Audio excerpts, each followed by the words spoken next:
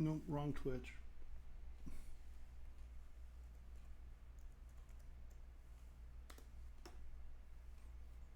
Where we at? Can you see me? Oh, hey. All right, great. Yay, team. Sorry, it wasn't connecting on me.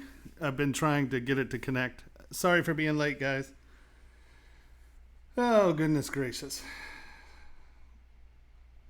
The stress. All right. Hello. How are we doing? Sorry about that. For some reason, it just wasn't connecting. I don't know what it was doing.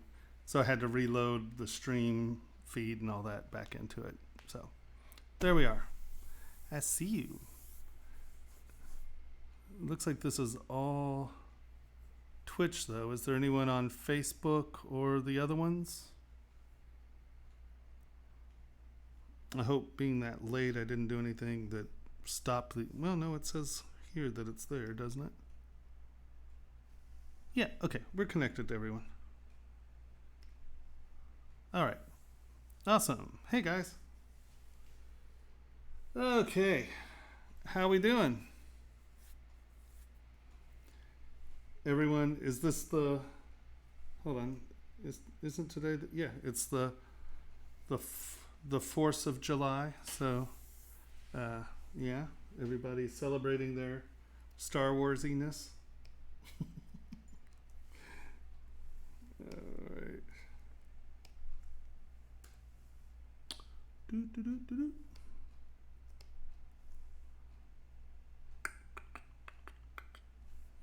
I'm just playing around. I'm good. Yeah, everyone's kind of still jobless, I think. My friend G, she got fired today. She's been at home, obviously, for the last month, but they called her and laid her off and was like, well, maybe in a couple months. But I was like, well, good for you, man. You get unemployment. So she's making, well, she hasn't applied yet. She just got laid off today. But yeah, is everyone holding up in the quarantine okay? Is the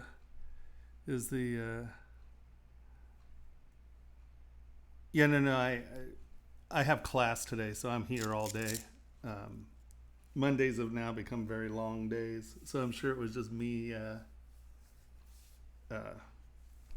just pushing the wrong button or something. Sorry about that. Yeah, hello Ruby. Yeah, so everyone doing good? Is everyone learning ZBrush while you have the time right now? Everybody kind of taking advantage of your quarantine? I was talking to a woman who was part of the... so right now I'm in Chehalis, which is a little town in southern Washington.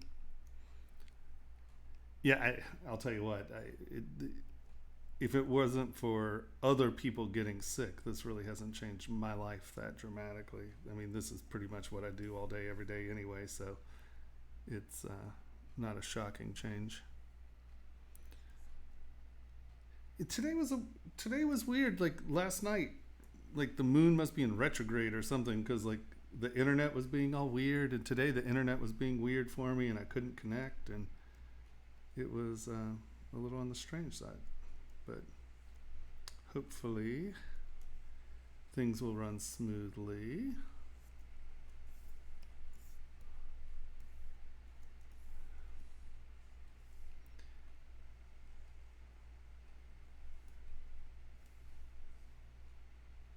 So did anyone do anything very Star Warsy? Isn't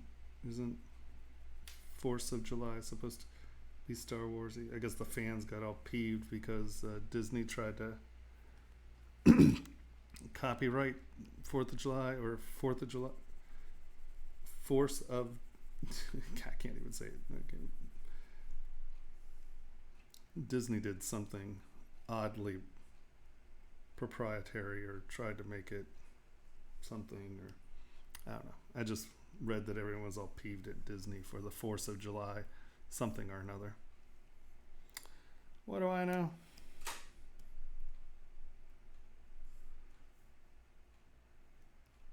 Well, you got to figure that everybody in the universe is now trying to get onto their internet, right? It's like the only place anyone can do anything. So I can understand. Here, let's check our speed. Speed test.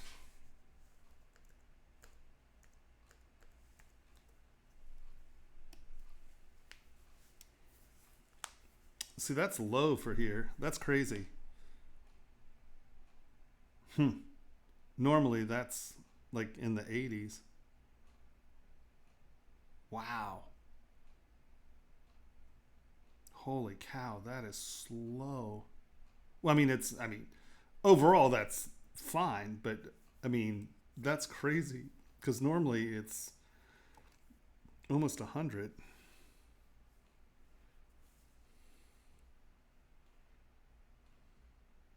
Oh, really?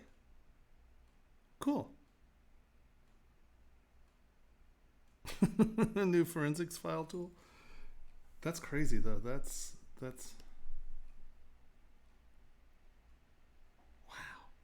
This is the slowest I've ever seen the internet here. Because this is direct fiber. I mean, they have a good connection here.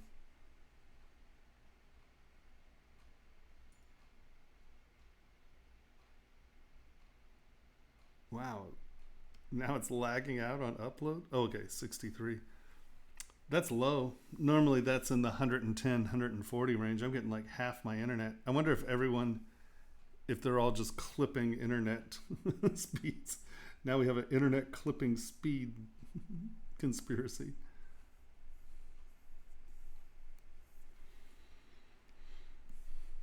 Hey, Kermit, how's it going? Are you doing well? Are you still watching people break the law and go over to the beach? Are they getting arrested yet?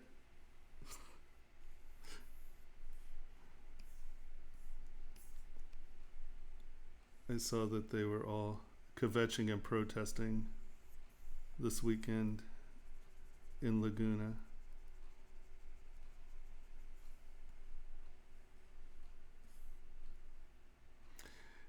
Yeah, if the internet goes, we are toast. I'm very disappointed in Elon. He was supposed to have his Starlink going fast. Why are you making that much noise? Hold on. It sounds like my machine is struggling horribly for some reason.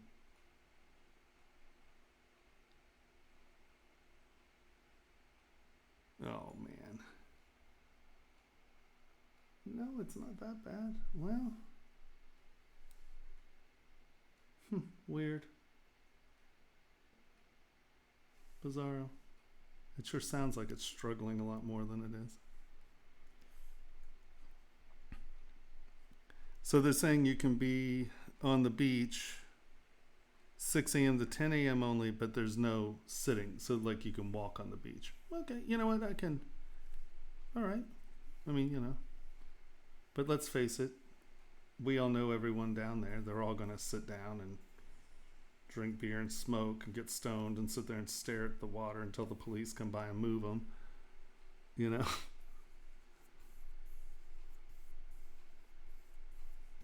I'm not feeling super hopeful about all of this, honestly. I know I'm not supposed to be doom and gloom, but I don't think that people are taking this seriously anymore. I think America's just fed up. They're like, we don't have to do this anymore because we're tired. I'm like, okay, well, let's see how that works for you. I have an odd feeling that ZBrush Summit this year is going to be virtual. All my trade shows this summer are gone. All of the jewelry trade shows got canceled.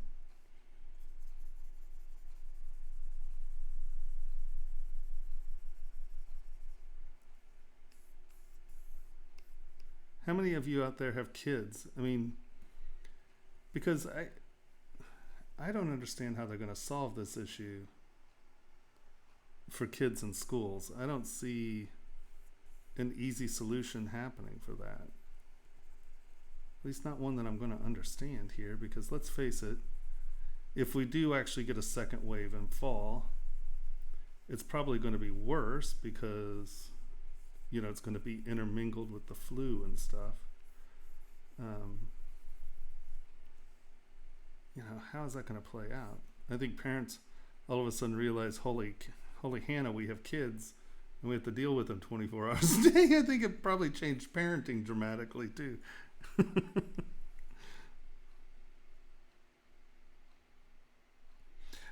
So there is a piercer in Seattle, Christopher, and he sent me some sketches of some pieces that he was wanting to make, and he's getting his own little casting set up and stuff like that, and he was asking if I'd help him out in trade for some tattooing. And I was like, you know what, might as well. Sounds like a plan to me, even though I just noticed that these are totally in the wrong place. I always love it when I stop paying attention to their drawings and just do whatever I want.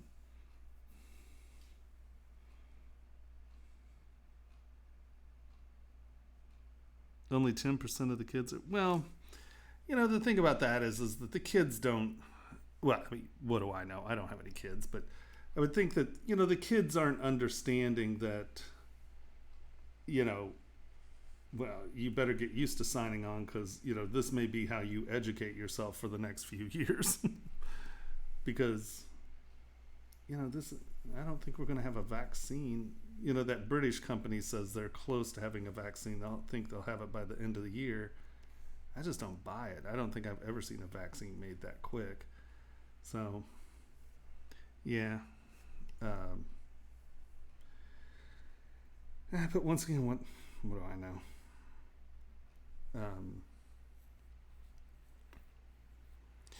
But I was talking to the woman who is part of the health department here locally, and just, some of the issues she was saying and how, people are dealing with some of that stuff. I don't know. I mean, I honestly don't know if I believe we're going to come out of this and just be normal again, because, it's going to change how healthcare functions, because until we have a vaccine, you're going to have these hot spots break out. And she said that they can tell the difference between where the sources came from, because it already mutated from Asia to Europe. So on this coast, we were primarily infected with the strain that came from Asia, where the East Coast is primarily a strain that came from Europe, like from Italy and that. So it makes sense, right? But the fact that it's already, that early on, you can tell that it's mutated to the point that you can tell the strains differently. Is it going to mutate? Is it?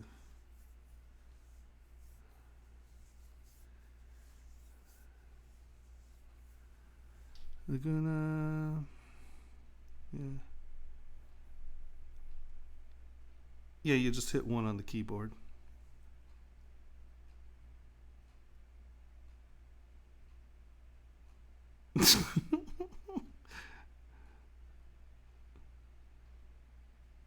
That's true. There is no Todd McFarlane button.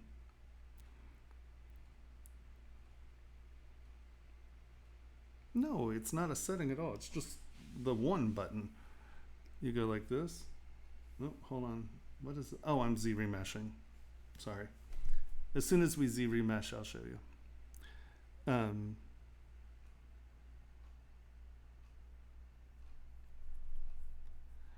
Well, if not useless, then, at least there are,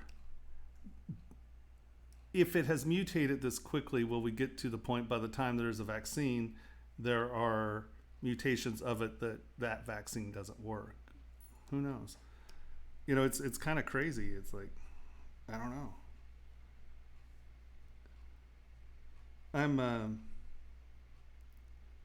I'm really quite intrigued by what what is going to change, because in a lot of ways we're, at least here in the States, we're in like 1928 Germany. We have politicians that are preaching hate, and it's them, them, them. And we have,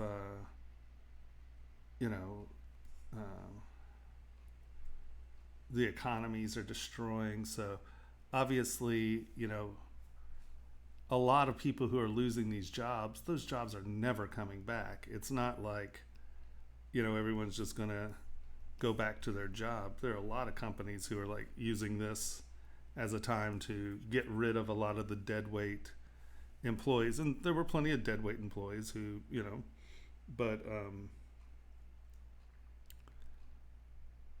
companies that have been wanting to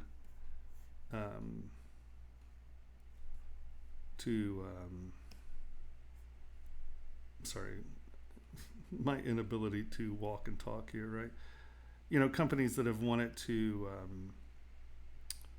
automate, but you can't automate a town out of work or whatever. But now you can just say, well, sorry guys, we had to do this. And like, I just really wonder how many of a lot of these jobs are coming back. And yeah, it's just fascinating. And I mean, I guess there's plenty to be scared about, but beyond being scared, just, it is completely and utterly fascinating how this might change how we work. I mean, if anyone had any doubts about if pollution and global warming and all that, just how all like it's almost like glaciers are actually coming back because pollution has gone. I mean, it's crazy how much of the whole pollution thing and all of that has, just from us not driving as much. And I mean, can anyone imagine that they thought this year that gas would sell, or the gasoline would, or oil would be selling for negative? What does that even mean, negative numbers? How does it trade at negative numbers? Wait, they pay us to take it? It's crazy. It's crazy talk.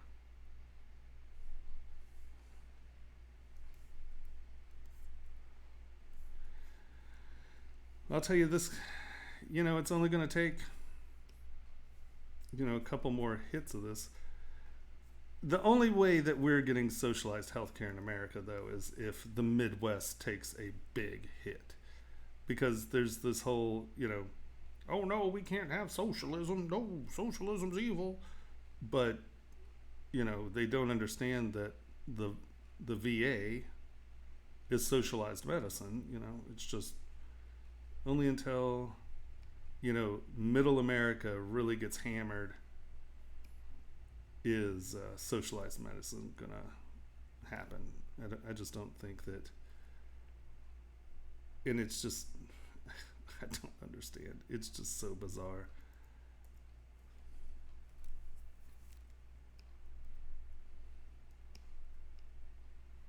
Yep, this is the place where you can ask a potentially beginner ZBrush question. I am actually completely here to answer your questions, not just a rant about politics. Sorry.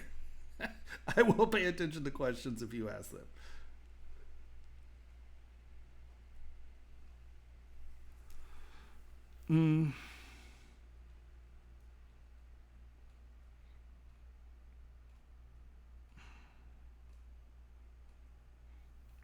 No. No, this isn't some master plan. This is just bad. It's just nasty. It happens to us all the time. I mean, plagues and then the Spanish flu. I mean, this is part of humanity. It's not. All right, let's see. I'm trying to sculpt a design around a specific gemstone. It's an asymmetrical dim. I thought tracing a picture with an alpha or a shadow box. I'm wondering if there's a better way to scale the image property. So is it a standard? I know it's not symmetrical, but is it like a gem cut stone, or is it more like a a like a opal or something, can you send us a picture? Can you post a link to it? And I'll tell you the best way to go about it. I have a whole bunch of gemstones that I tend to, wow, that's pretty. Good God, what am I doing?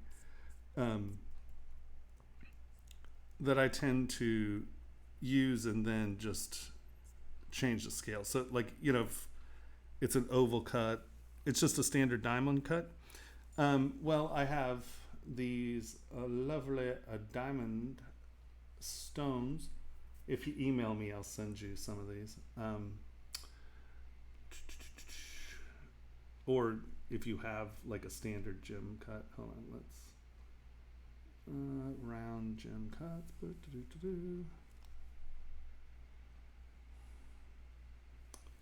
And let's just, I think the first one is an ideal cut. Yeah.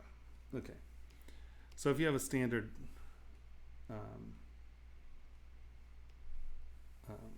gem cut, right? And let's just append this into a new tool. Comma. Append. Gem. We can delete that star because I don't need it. So if you come down to your, well, it's over here. I doubt you're using my interface. Oh, plugins. Plugins, where'd you go? Man, it's like my interface just blew up over here. Okay, so under Scale Master, if you go sliders to subtools, that's the measurement of the stone you have. Within this section, it's very easy. If you turn ratio, lock to ratio off, and let's say it was 8 millimeters, press enter, by 6 millimeters by 4 millimeters, and then you resize subtool frame. That's the easiest way to get something that is not symmetrical, but you have your bounding box.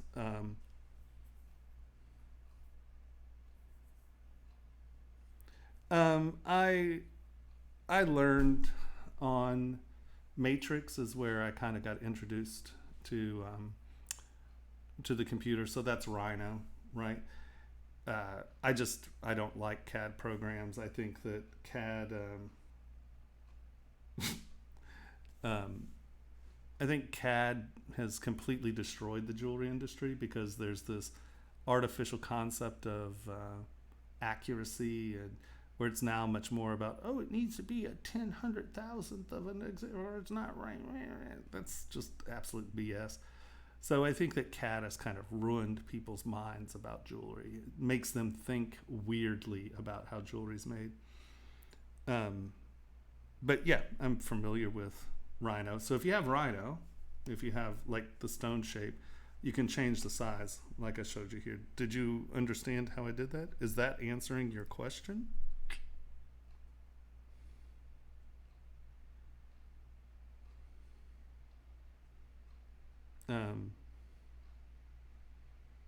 Do I have a really big lag? That almost answered the question? Okay, so what is it that it didn't answer?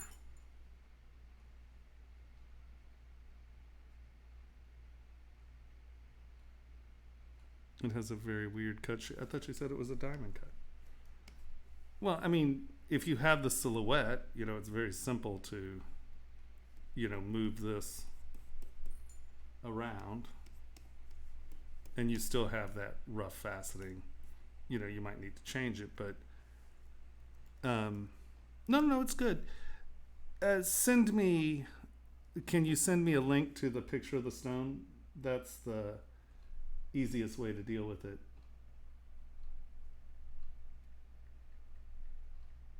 And I'll show you how I'll deal with it. Hey, June. Good morning. Hi, guys.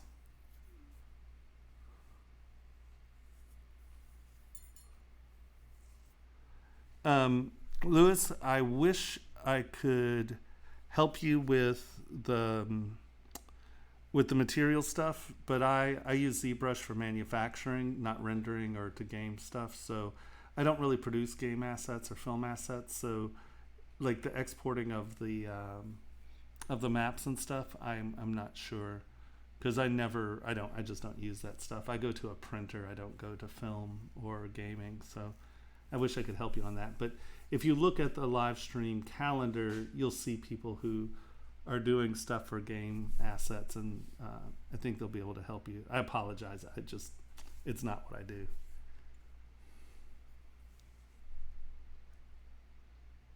Good morning, India.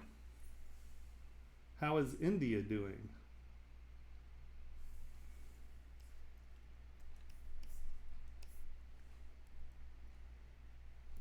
Are you being safe and all that stuff?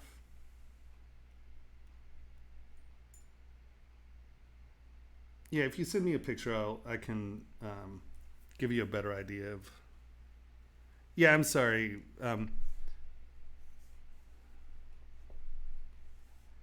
Yeah, I think. Yeah,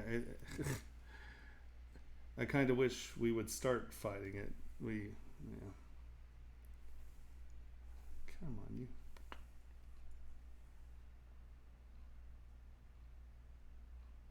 Indeed. Indeed. All right, what's going on here? That has obviously moved. Let's merge that down.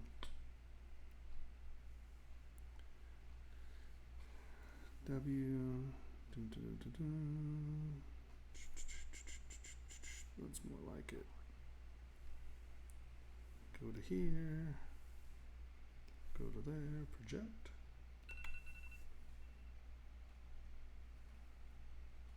All right. Yeah, or if you, yeah.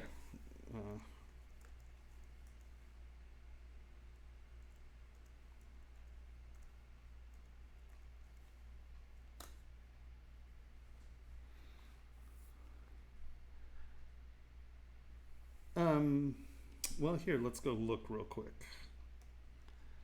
Anatomy. Yeah,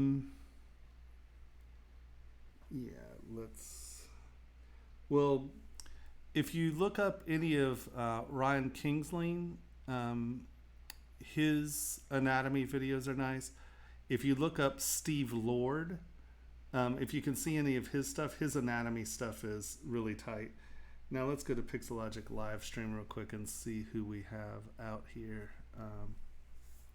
ZBrush Live, who are focusing on anatomy. Come on. I mean, I used to, but so if you catch any of Shane's stuff, his stuff is stylized character stuff, but it gives you a really good idea about how to break down your base anatomies, your shapes, and move. Ashley mostly does characters. Oscar does more equipment and stuff.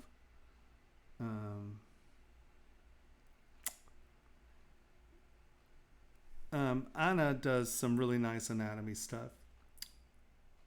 Pablo, I think Jose does more creaturey stuff. Yeah, but I mean, his anatomy stuff is good. It's mostly creature stuff, though. But see, Anna does a lot of anatomy.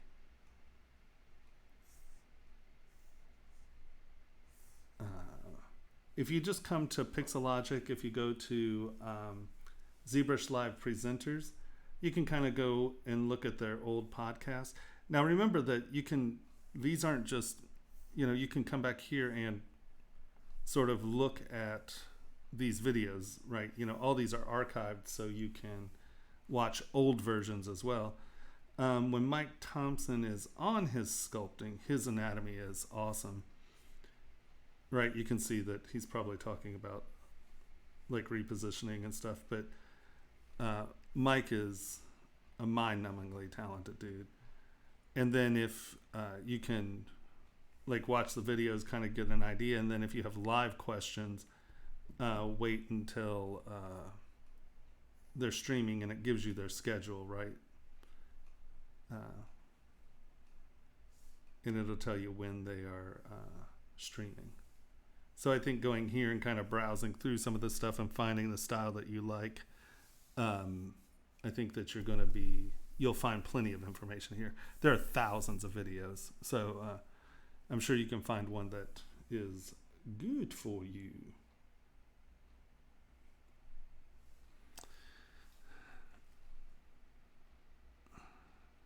Yeah, of course. Have you tried using mouse with pressure sensitivity in ZBrush? Mice don't have pressure sensitivity. Are there new mice that have pressure sensitivity? Let's look that up. Yeah, of course.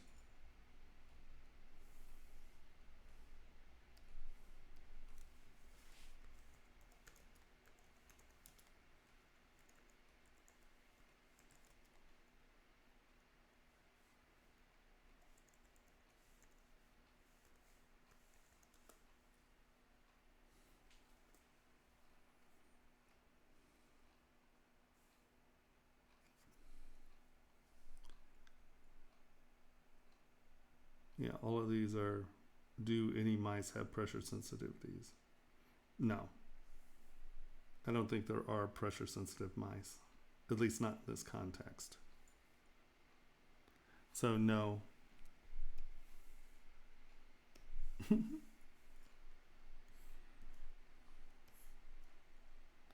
See, the problem with the mouse is that it isn't pressure sensitive, right? So it's either on or off. The only way to change the pressure sensitivity is you take your Z intensity and you can change it, right? But that's not on the fly. That's okay, I'm going to work at 25% at 100%. Now I can rise it up to 35% at 100%, right? There is no pressure sensitivity, and that's why you need a tablet to really get the most out of ZBrush, or to even really get much out of ZBrush. Even though I'm going to say I have seen one of my students didn't tell us that they didn't have a tablet, and he didn't know, so he was just doing everything with his mouse. And I have to tell you, he did some spectacular stuff because he was a really talented artist, but there was absolutely no pressure sensitivity in any of his models, so they were all really steppy, and he made it work. But it was like once we told him to get a tablet, his work became dramatically better.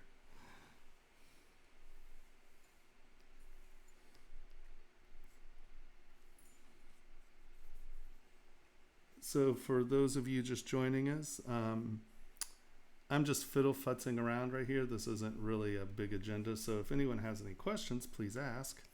And I'm more than willing to answer any questions you have.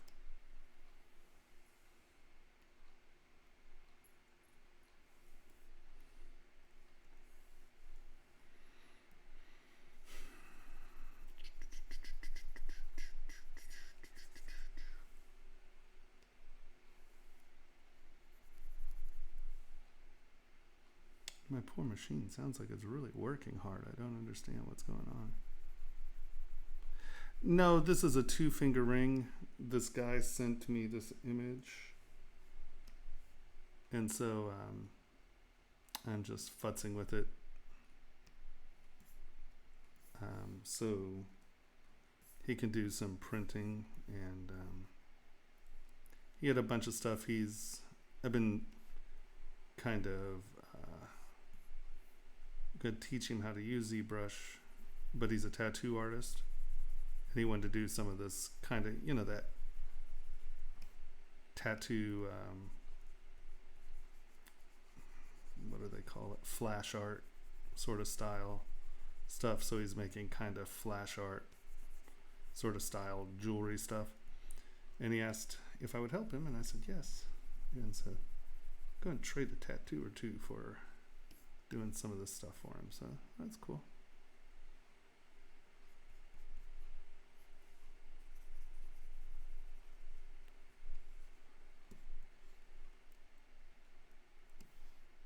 So like I said, if anybody have any questions that's not this, don't stress. I will stop doing this and answer your questions if you have any.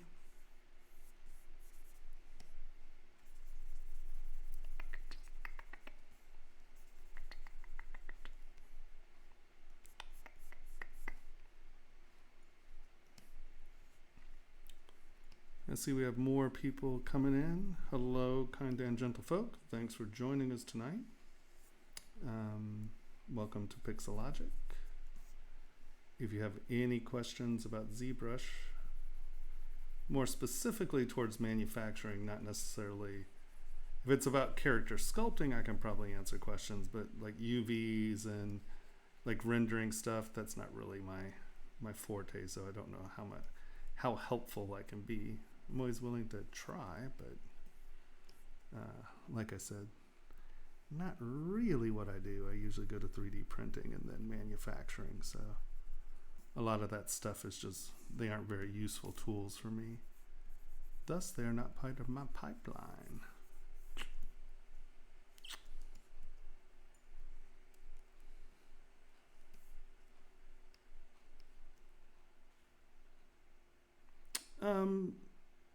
Yeah, without a doubt. I mean, a huge part of the toy industry has shifted to ZBrush, and the jewelry industry is shifting to ZBrush. And I mean, I've done tables and furniture and all kinds of stuff. So yeah, now with 3D printing becoming more and more accessible to people, you know, being able to design something and then print it, you know, you can print things in any size. So like I teach a class for jewelry design, but I have a lot of people in the class who aren't jewelry designers, but want to learn how to take, you know, objects and prep them for manufacturing. Because how you think about the geometry is a little different than how you do in games and stuff. So yeah. But I do think that the manufacturing industry is becoming more and more open to ZBrush as a solution for organic modeling.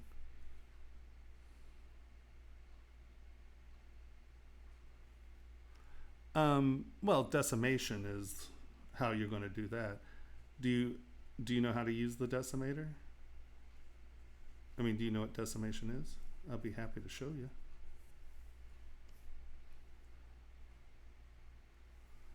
Right, so here, let's just up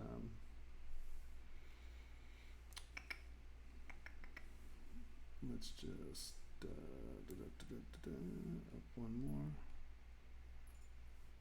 Here, we'll just use one of the ZBrush models. Which one has good face detail? I think well, let's just use the face. Okay. Right. So first thing you have to do is make sure you have a shell, right? So first thing we're going to do here is we are going to, let's go to our lowest resolution, delete higher. I'm going to push close holes. Now for the most part, that should seal that mesh up. There's a thing called Kitco. See Kitco metal quotes. Because this doesn't change anything, I tend to use Kitco metal quotes to check and see if my see get metal price to check and see it says current subtool. Oh, it's very low volume. Okay, but it's a solid shell. So hold on. Let does sliders to subtool. Yeah, this is a millimeter. Let's take this up. We're going to keep ratio on. We're going to make this all, and we're going to take this up to 10. Resize subtools. All right, there we go. And now let's try that again. Get metal quote.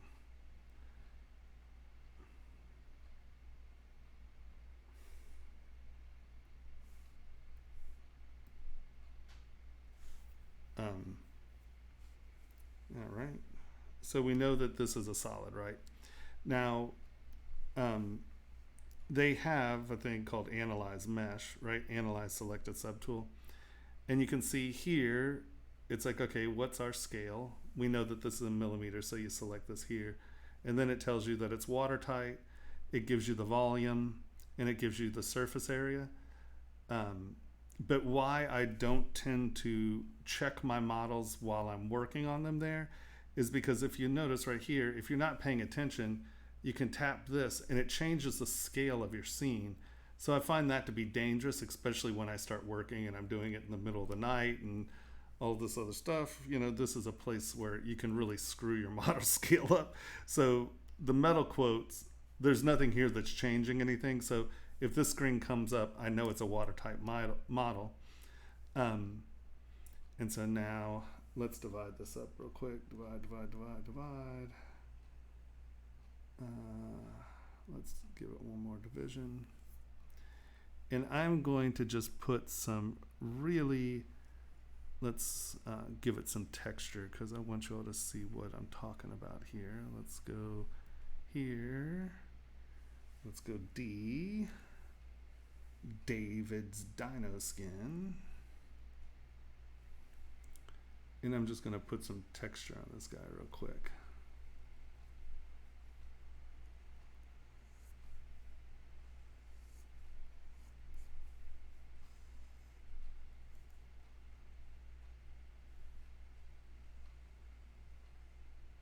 And you'll see why I'm doing this, because you said about detail, right?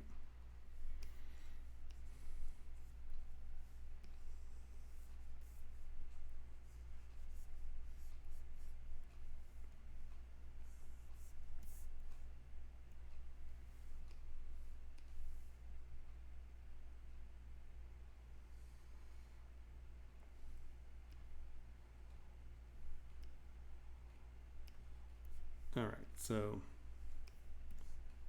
our guy obviously has some texture, right? And so now we need to make this ready for print.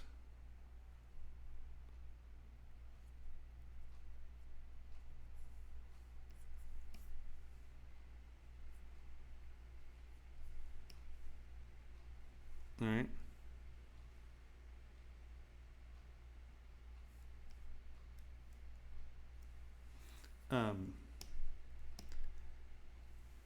I'm just going to leave the eyes out because I don't want to join all of it. You know, we're just doing this to get ready to print, right? So I'm just going to do some fake eyes.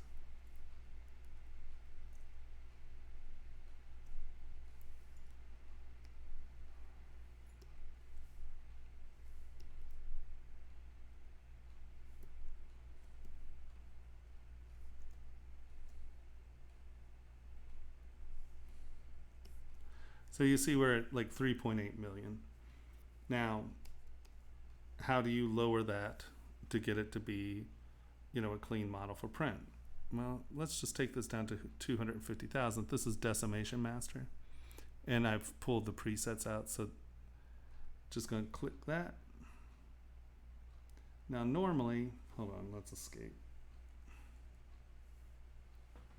I didn't duplicate this. Duplicating is important. I'll show you why in a sec. Stop it. Okay.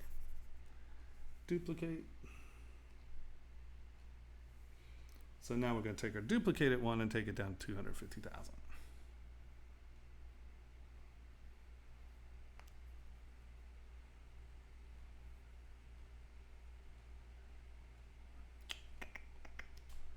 Let it think for a second.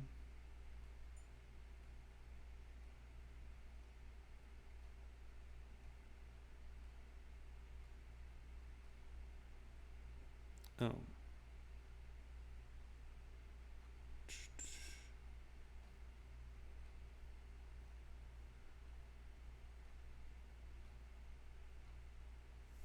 Swift point Z. While we're doing this, let's look at that.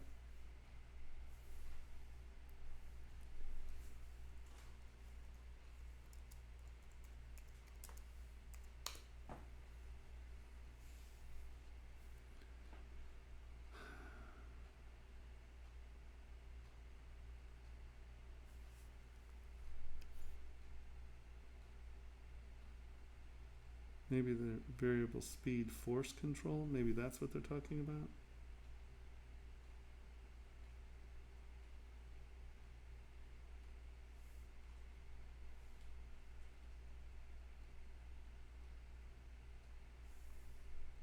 I don't think this is the kind of I don't think this is what we're talking about when we're talking about pressure sensitivity. I think that they are saying that it has X amount of, well, let's see what they say.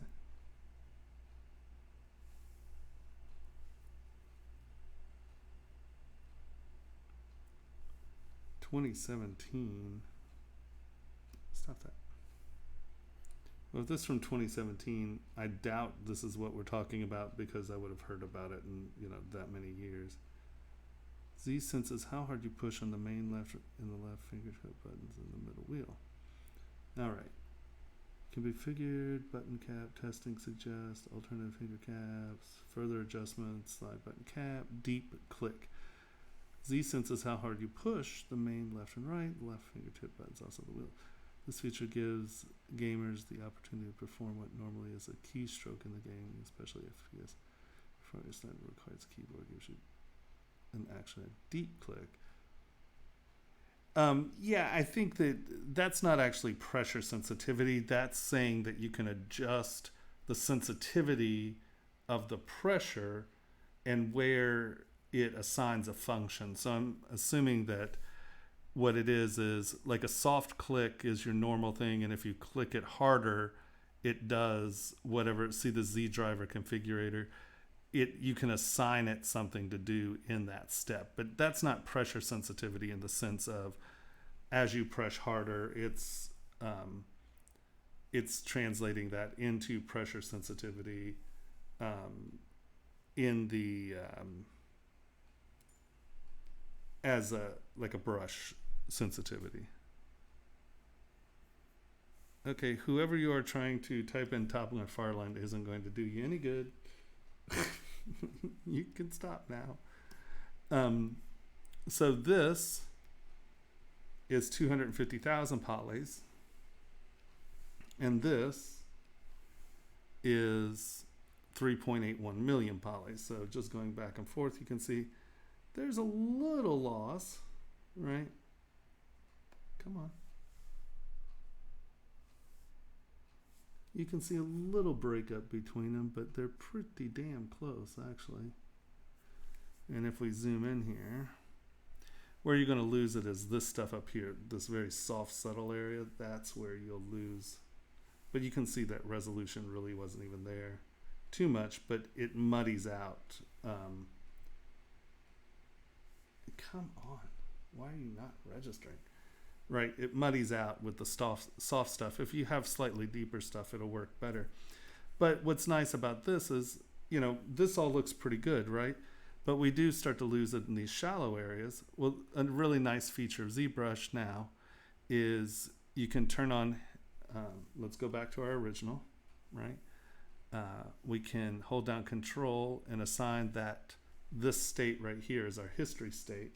We can come back here, turn on History Recall Brush and make it Sculptress Pro, and we can make our brush smaller here. And now we can, it doesn't work with symmetry on, so you have to do it on both sides. But you can see you can use the Sculptress Pro brush and the History Recall brush to come back in, and in these little areas where it gets a little soft for you, you just come back in and paint the detail in at whatever level you need to, right? And this way, those little subtle areas, you can still bring them back before you go to print, right?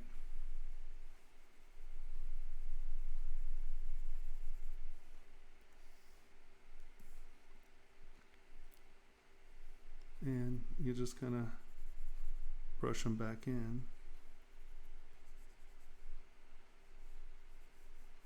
Right? And that way you can retain, let me see if one of these areas is really, because this is only 3 million, you're not getting any really sharp. Okay, that's a pretty clean area right there, isn't it? That's pretty sharp. Okay, so if we zoom in here and look at this area right here, right? Let's come here. Right, you can see how this broke up. So we can come in and paint this back in. But as you notice, this brush really isn't getting all of that detail there. So all we do is change our brush size, make it smaller. And you can see that we are actually, let's zoom in on this a little, right? We can actually paint in or brush in those, the details. And then let's say you really want that stuff to be there, just make it smaller. And you can see we can get as sharp as the detail is below, we can retain it where it needs to be retained, right?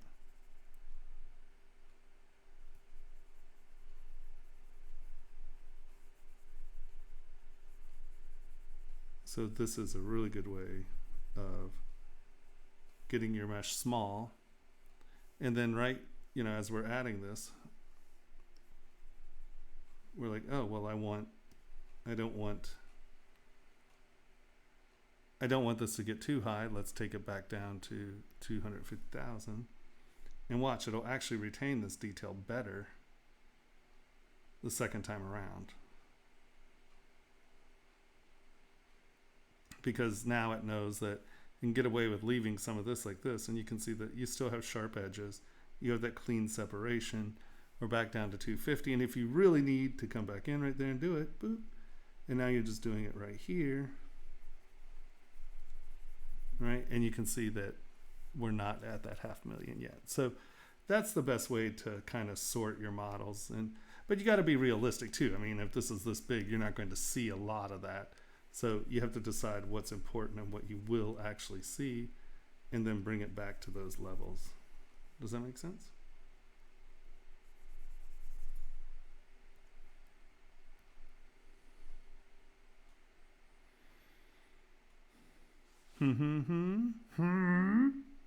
So I would say that's how you get a model ready for print.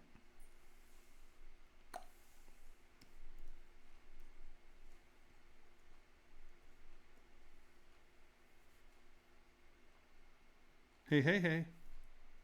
I know, right? I think you're stalking me or something.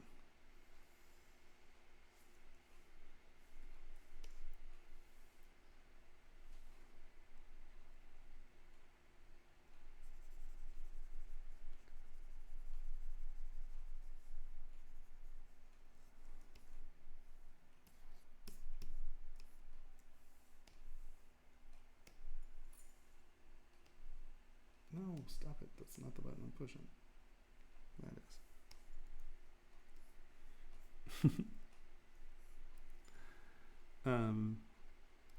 If anyone has any questions, feel free to ask away. I'm kind of here to answer your questions more than you really sit here and watch me sculpt stuff. I mean, I'm more than happy just to sit here and watch and sculpt stuff if you're not going to ask any questions.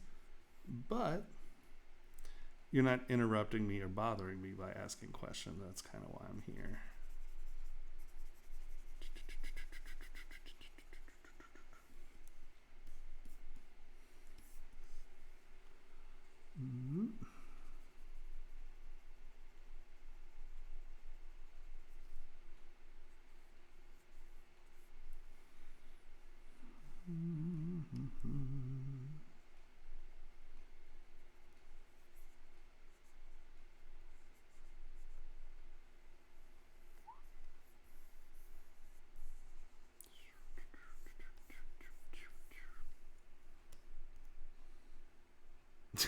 You're so funny.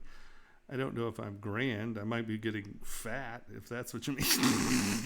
I'm getting grand belt line from eating so much. It's the problem.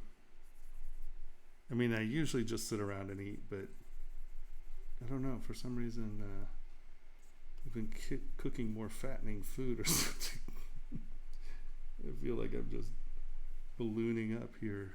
It's my coronavirus diet. Eat as much as you can.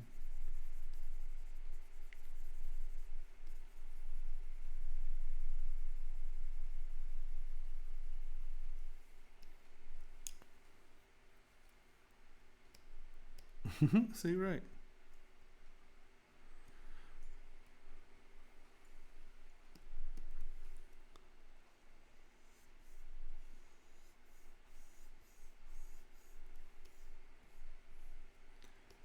And, I don't.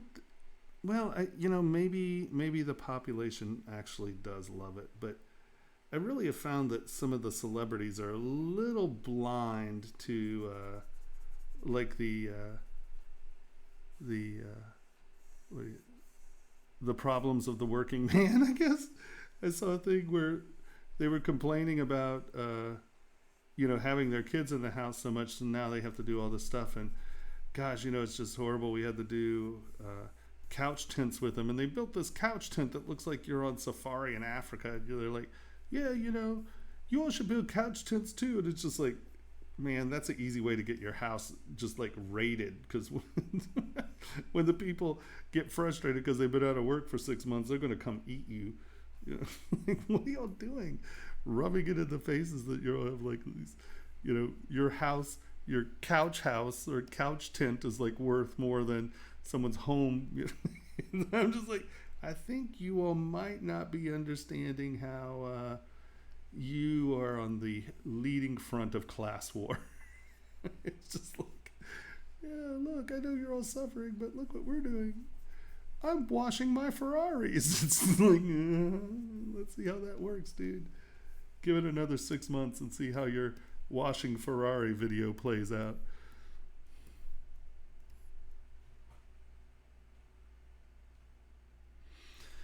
Not at this point. I mean, yes, you do have to consider the metals, and like, gold and silver, for the most part, they cast very well.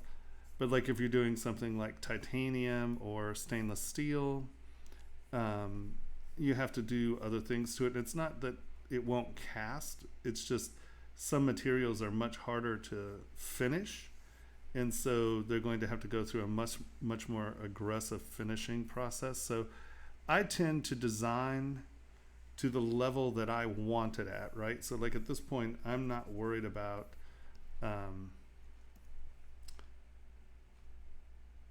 subconsciously I'm taking on issues like, is it castable, and that kind of stuff. But right now I'm just trying to get my forms in, and I don't really think about or really put energy in to think about whether the castability and the sizing issues and stuff. I know that these holes are the right size, and so I don't have to really worry too much about it. And then as I go along, when I'm further along with the design, I will kind of consider some of that stuff. But at this point, I'm just trying to make an interesting looking piece, and then I'll make sure it fits, and I'll make sure it's castable, and I'll make sure my thicknesses are right as I go along. Now I've been doing this long enough that honestly I can get away with not thinking about a lot of this for a long time. I'm pretty I pretty much know what's happening, so I have a really good idea of what it's going to be. So I don't spend a ton of time, especially at this point, worrying about that kind of stuff.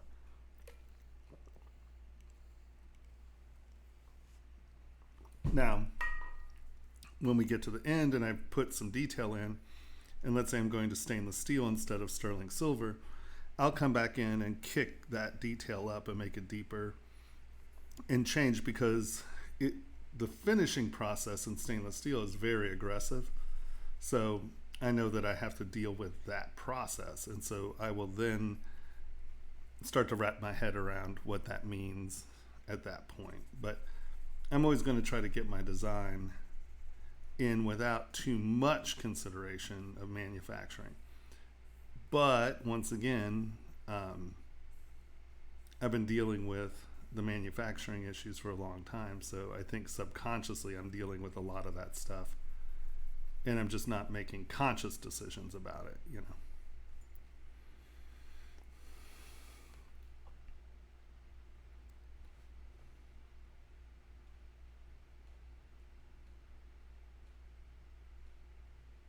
No, this is not going to be a Melly happy face.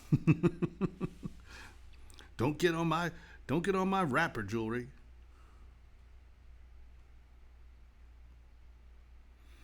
Yeah, a lot of it's by trial and error, exactly. I mean, what's funny is, if you have a printer, you're going to, a lot of the experiments that you're doing, um, you're going to know if it works just coming out of printer, let alone getting to, actual finishing. So, yeah, it's a very big learning process. But once you've produced, a few hundred models and you've printed them, you have a much better idea of what's going on. And I say if you are going to be doing manufacturing or trying to make money off of your models, you have to have a printer, because so much a part of the development process is printing it and then looking at it and making changes. So it's always an iteration process. No one is doing one model and getting a really manufacturable part out of the first run. I mean, you're always going to print it, wear it, and change it, because there's always something that's going to poke you or stab you that you didn't think about. And if you haven't been training yourself to look for that stuff, you're going to have a lot more of them, obviously. So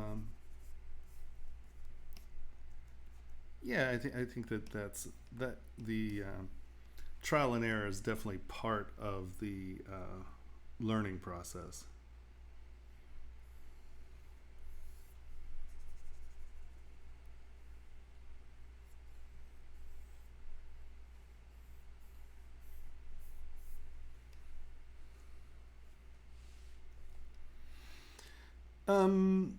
I do like Formlabs, honestly. I think that Formlabs for an affordable printer is probably the best one on the market as far as the cheap printers go. And I don't want to get beat up right now about, there are $300 printers and blah, blah, blah, blah, blah. Yeah. I'm talking about printers that I know that I can take a model, push go, and have something that I can then make money with.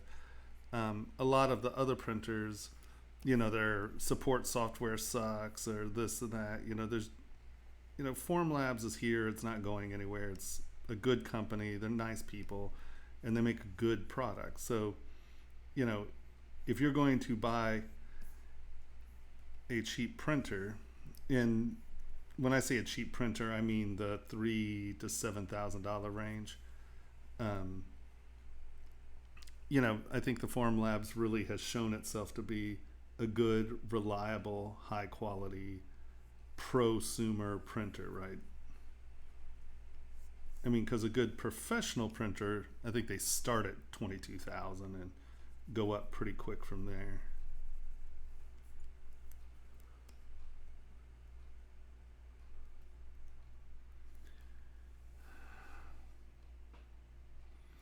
And now, actually, and what's funny is Formlabs just introduced a new printer nib, or a printer support nib. So instead of the cones going all the way in, the cone goes up and then it goes flat, and then it just has a little stem. Hold on, let's look at that. And I haven't tried it yet, because sadly my printer is on the shyster at the moment. Formlabs new supports.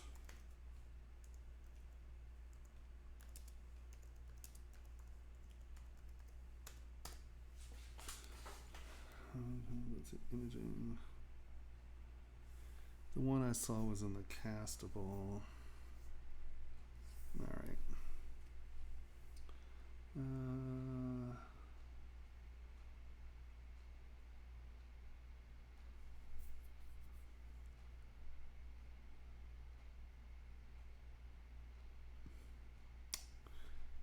Let's do new preform.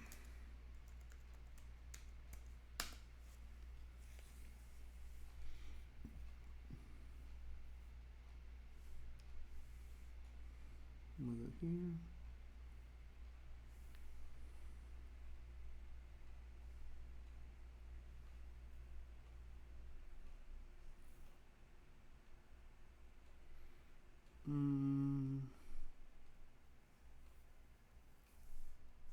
This is where you download them. It's not showing me.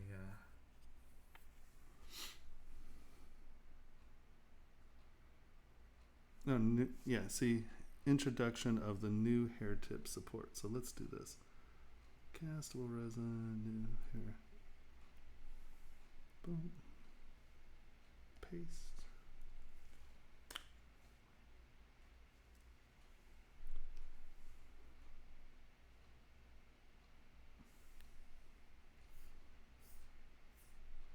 No.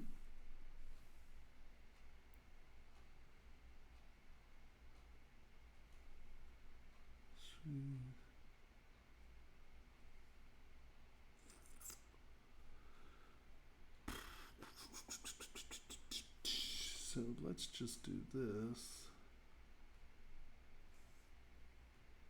Castable resin, and then introduction new hair parts. Oh, there we go.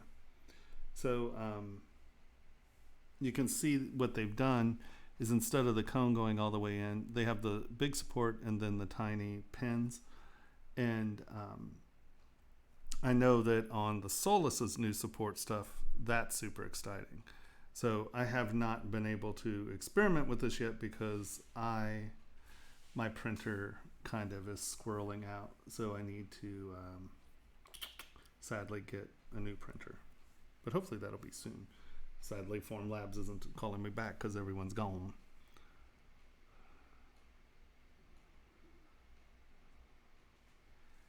Well, I mean, it depends on what you mean by an investment, right? I mean, if you are just, printing stuff, like, great. A $300 printer is awesome. But if you are going to run hundreds and hundreds of models through it to get it to print, and you want something that's going to print and burn out and cast, and your software is good and the support systems are good and you know that it's going to work, spending, $5,000 or $4,000, whatever it is but cheap.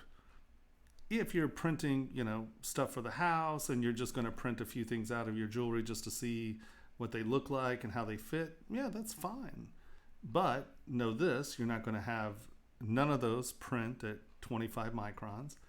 And they could have a 9 micron z-axis, but who cares? That's not really where your surface resolution comes from. It comes from the XY resolution.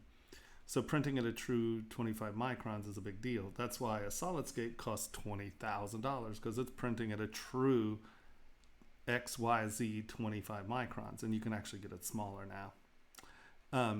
But I think that I can't remember what, but Formlabs is saying that they can print at a true 25.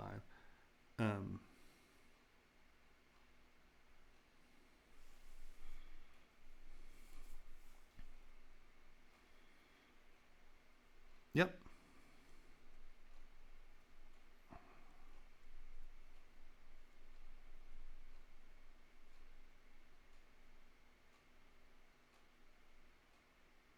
I would say the easiest way to do it, is remesh by union.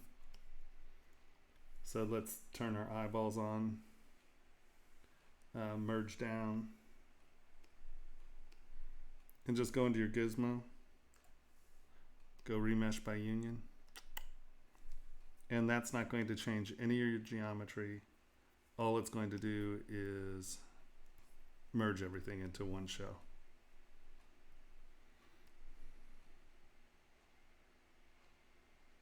Right? Is that what you're talking about? You can see the eye and the teeth have now been joined in there.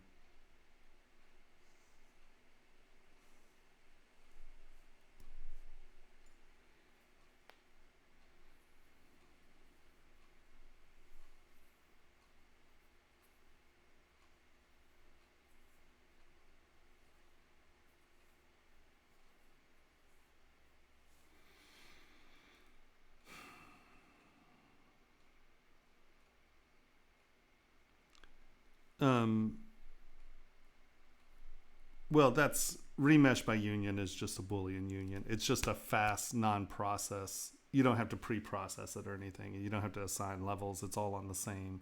It's a Boolean union with everything on the same subtool as opposed to using two different subtools and having them act together.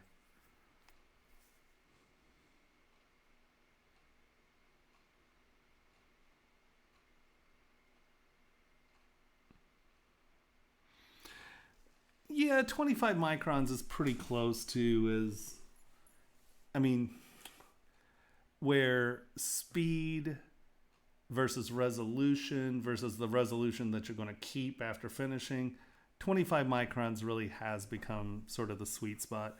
I would honestly like to see a 10 micron, but to be fair, I design things with 10 micron details, so that's just me being silly, because a 10 micron print would take quite a while. I mean, it would take as long as a SolidScape. SolidScapes are beautiful printers, but they're slow as dirt. No, the less microns, the better. Of course. Yeah, the fewer the microns, the better. You just have to think about that as like the size of the pin you can draw with or whatever. It's a smaller point detail. And that is what we are looking for. Well, we of the organic modeling world are looking for, because the smaller you can get that, the better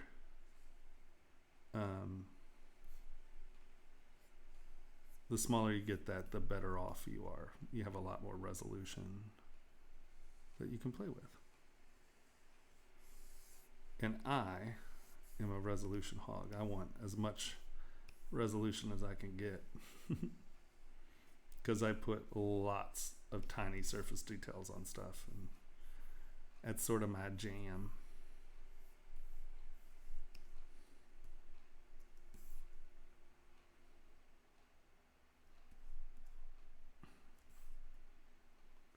So I guess whoever keeps trying to type Todd McFarlane in there hasn't come to grips with the fact that Todd McFarlane is not a command.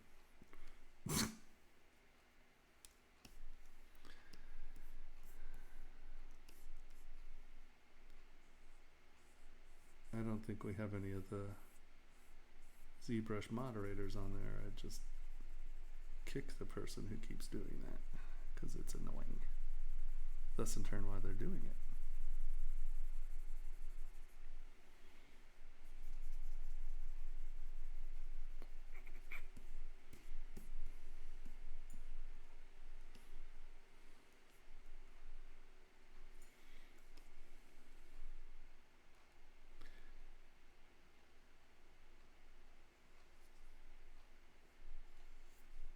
Yeah, but if you plan to make money off of your designs, you have to get a printer.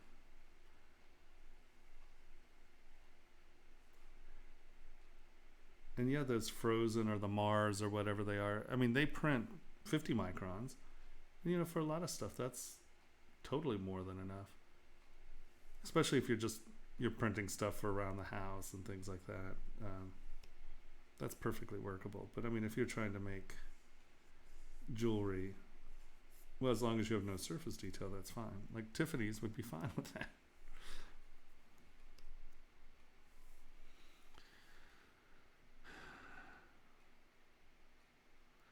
No, I'm not saving different versions of this, because I mean, I know where I'm heading, and I'm just futzing around with this stuff. So I mean, I'll save a different version when I am going to do a big change, right? So let's say I'm doing this, but then I really want to change how these ends are. So, I'll duplicate this, and then I'll come in and start to play with, I want these to be fish hooks, so when you wear it, you can't ever get it off again.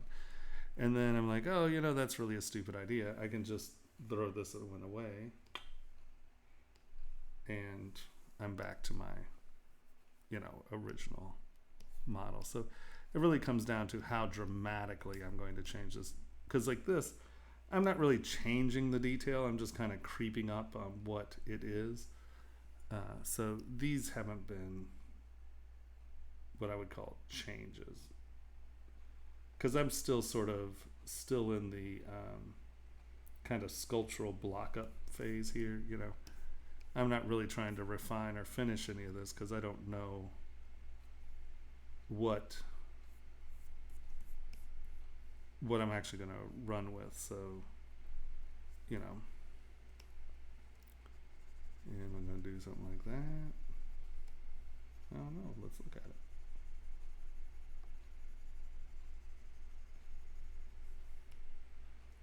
And like, none of this is stuff that I can't just come in and get rid of very easily. You're like, okay, well, that's kind of crap. I'm going to change that. Right? It's things that I can't just do that to and get rid of are things when I would change my, or save it as a separate tool and then change it.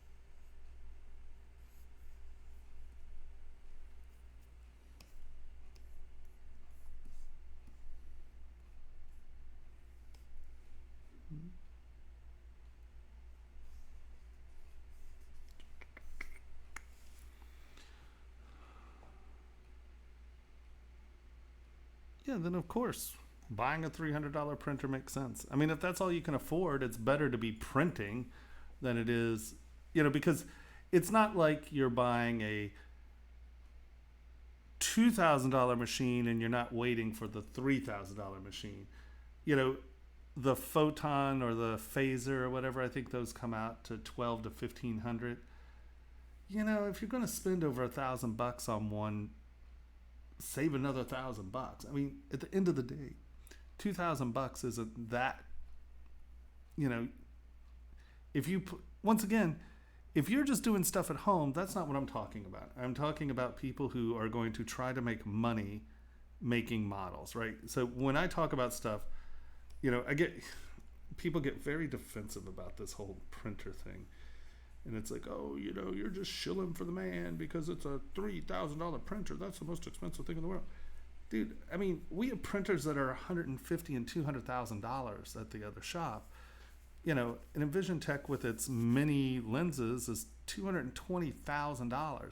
So you know what? A $5,000 printer is cheap, right? When you're making money, right? And you got to figure, if you sell one engagement ring, you damn well better sell it for more than $2,000, and you've just paid for most of your printer. You can pay for a $5,000 or $4,000 printer in 2 jobs, or 4 styly rings or whatever. You can make that back very quickly. So that's a no-brainer investment. Now, if you're just learning and you're not going to be making money anytime soon off your parts, then yeah, buy a cheap printer and just print stuff out, because that'll at least let you wear it and feel it and judge it and see what, But if you plan to sell this stuff, if you plan to have any detail in your models and you're only printing at 50 microns, your prints are going to look steppy and ugly and not professional, and that's the difference. And I'm not like trying to be some elitist prick talking about $200 printers, but that's like, if you want to race Indy 500 or Formula One, you're not going to do in a Honda Civic. It's not the tool for the job. That's all that's about. Well, then, figure out, if you spend $300 on the printer and $500 on resins, now you're up over $1,000. And it's like, okay, so am I going to continue to spend money on prints that I can't use, or do I save up and buy you know, a printer that's going to get me money. Now, like I said, let's say you know you have a job in 3 months and you're going to buy a Form Labs then, and you can afford $300 right now, and you want to get started on some of your base modeling. Hallelujah. Yeah, go for it.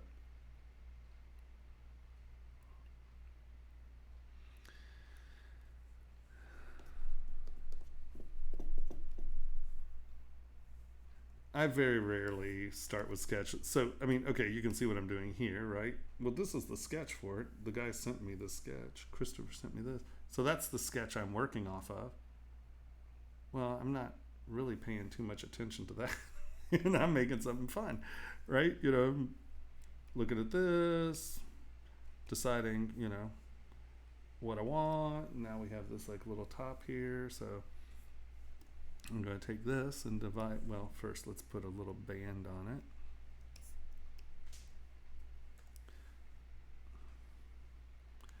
Go into ZModeler,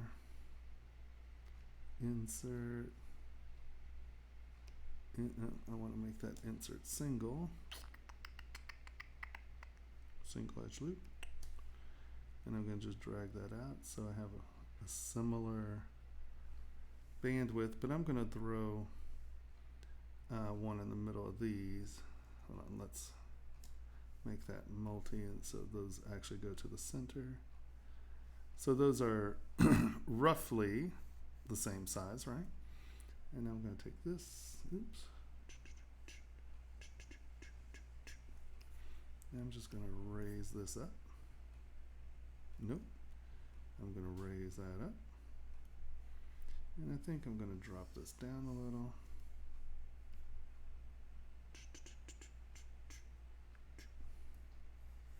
Okay. And now turn smooth off, divide once, divide twice, turn smooth back on, divide, divide, divide. And now I'll start working on this part. Ah, my allergies.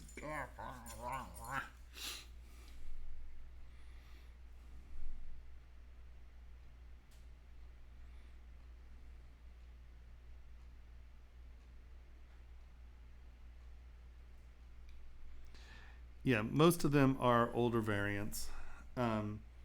These are all filament printers. You do not want a filament printer. Not if you're making jewelry. They don't have filament printers that are any kind of surface detail. You want, I think it's the Mars, isn't it?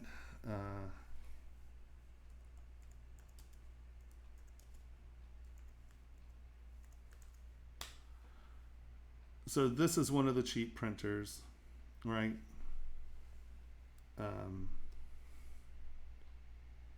Right, this is $300. Now it's small, but it actually prints. I want to say that it prints at 50 microns, if I remember right. Which, you know, is okay. I mean, you can get models out of it that you can put on your finger and see if they wear right. I don't think their software is very good, if I remember correctly.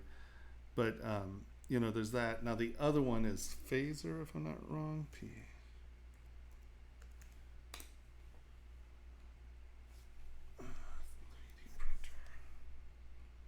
Or is it Frozen? I can't remember. Yeah, Phaser. Is that right? No.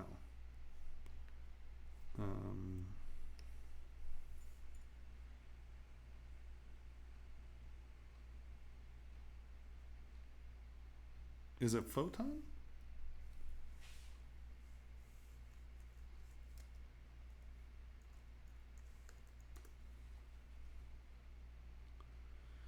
I don't think that's it.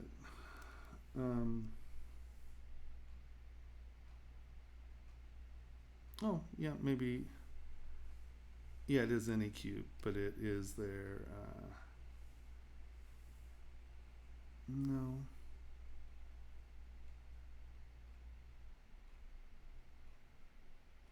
Oh, these are the cheap ones as well. No, there's one that is like, I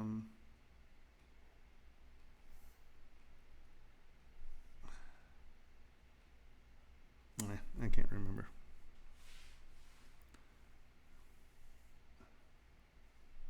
It's frozen, Fraser, whatever. But it's actually 50 micron, and I think it's like $1,200 or $1,300. But my point is, you're going to spend $1,300 and then another $1,000 on resins, you know.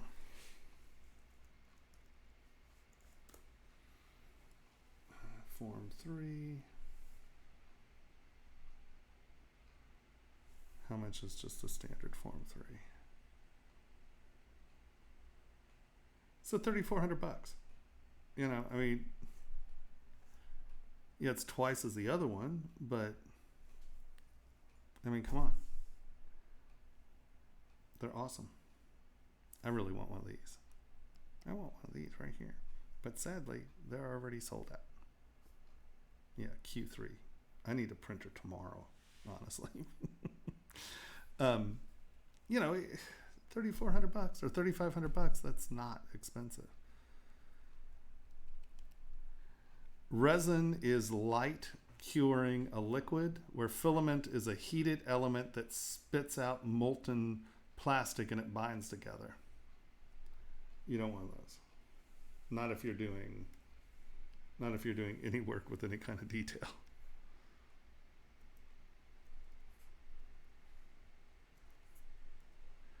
Yeah, they'll be called SLA, which is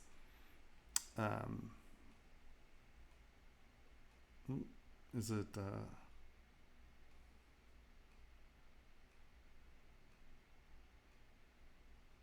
selective laser? It's not centering. I can't even remember what SLA stands for. Oh my God, it's already been a long day. I'm a mess. So a filament is only as big, your detail is only as big as you can jam hot molting through a little heated tip.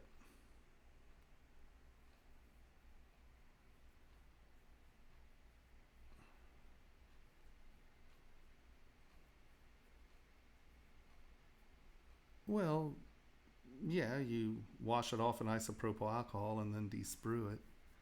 But anything with castable wax, you need to cure it, right? It's UV light. It's a UV laser moving around in a tank. And then there's the DLP, which is the digital screen. So it's basically taking a 4K TV and using that to project the silhouettes. And they're actually very fast, and honestly, the resolution on them can be very nice with the 4 and 8K technology, but they're just so small. None of those have big build platforms yet. Well, some of them do, but they don't have the resolution to then make 25 micron prints.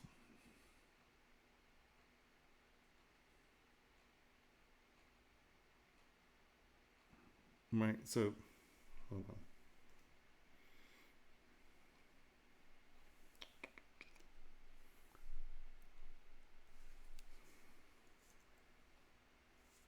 SLA 3D printer. Do they have an image here? Hold on. Oh, it's stereolithography. Really? I was kind of hoping someone had. Oh, here you go. Here's an illustration. So you have the printer, right? And then all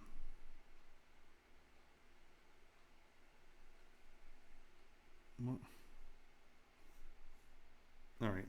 So you have the laser, and the laser bounces off this mirror, and the mirror reflects the light to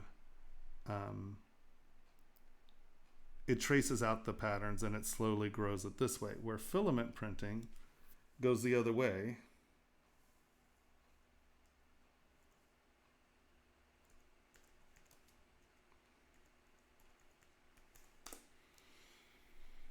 So you get these spools,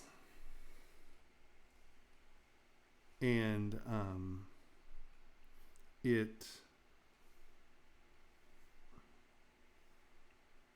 you go. So you get a spool, it goes through a a heating process that then wheels through, goes out the head, and it's hot, and it pukes it out, and it melts to the next layer, right? Boop, boop, boop, boop, boop. But, you know, this is, you have to use filament, and which means you have to have a head. It's only as big as you can make a hole that'll get it out, you know, push it out through the hole. But for big pieces, this is fine because you're going to need to refinish them, or, you know, you can use sandpaper and burn it. And actually, there's one company that makes a plastiline clay that you can put through it, and then you rake it down and clean it. So for big parts, you know, the filament is fine, but you're going to spend a lot of time cleaning it up, right? It creates, you know, you see these pictures and they look fine, but the problem is there's a lot of cleanup on that, because it is, I mean, here you can sort of see that it's creating in these big lines. So these are wood filaments, where it's wood pulp with a plasticizer in it.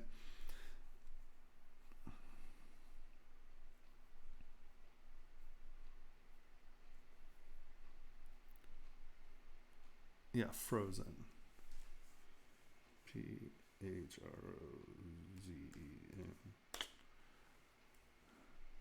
Yeah, this is the one I was trying to think of. So these are, I want to say, is it the Sonic? No, I don't think so. Let's go back to the Shuffle 4K. So this is their high resolution printer, $1,400, and it is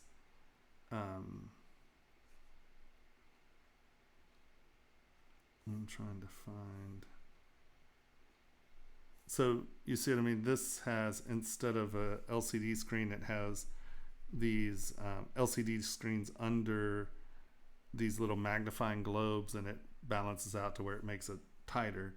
But it is,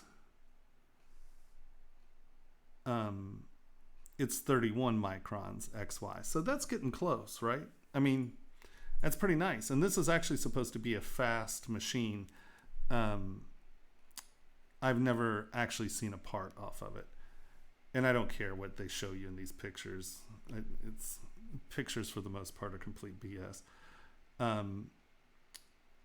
But once again, this doesn't have a huge build platform, if I remember right. How big's the platform?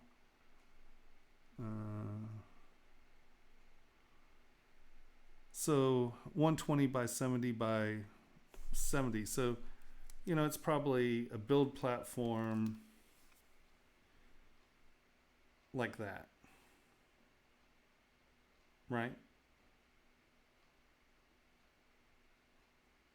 Yeah, it's probably more like that.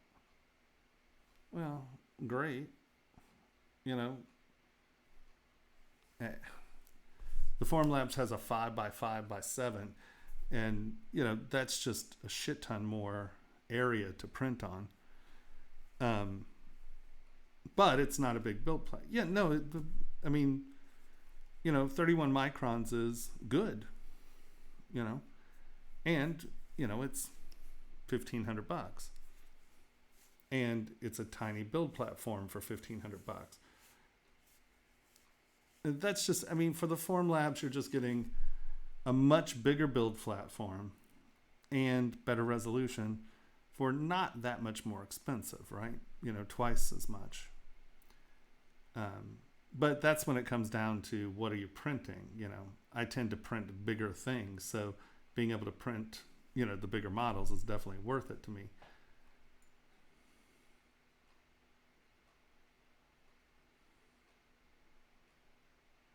Well, there are quite a few that have used dedicated LCDs. It's just that they have been this whole where they're getting more resolution out of it because they're using these half round optical sharpeners, right? You know, so these like fisheye lenses are focusing better. You know, you're getting better resolution. Yeah, but if you can get your hands on one, it's great. The other thing is these are made in China. Not that that's a big deal, but if you have anything go wrong with it, you're dealing with China. And I know nothing about their software. That's the other thing. I mean, Formlabs software is super easy too. I mean, you plug it in and you're printing. You don't have to think too much about it. I'm just saying that if you plan to turn around, use ZBrush to make money, at this point, I still think Formlabs is a better call, because not only do you have a bigger platform, you have a broad spectrum of really, really good resins.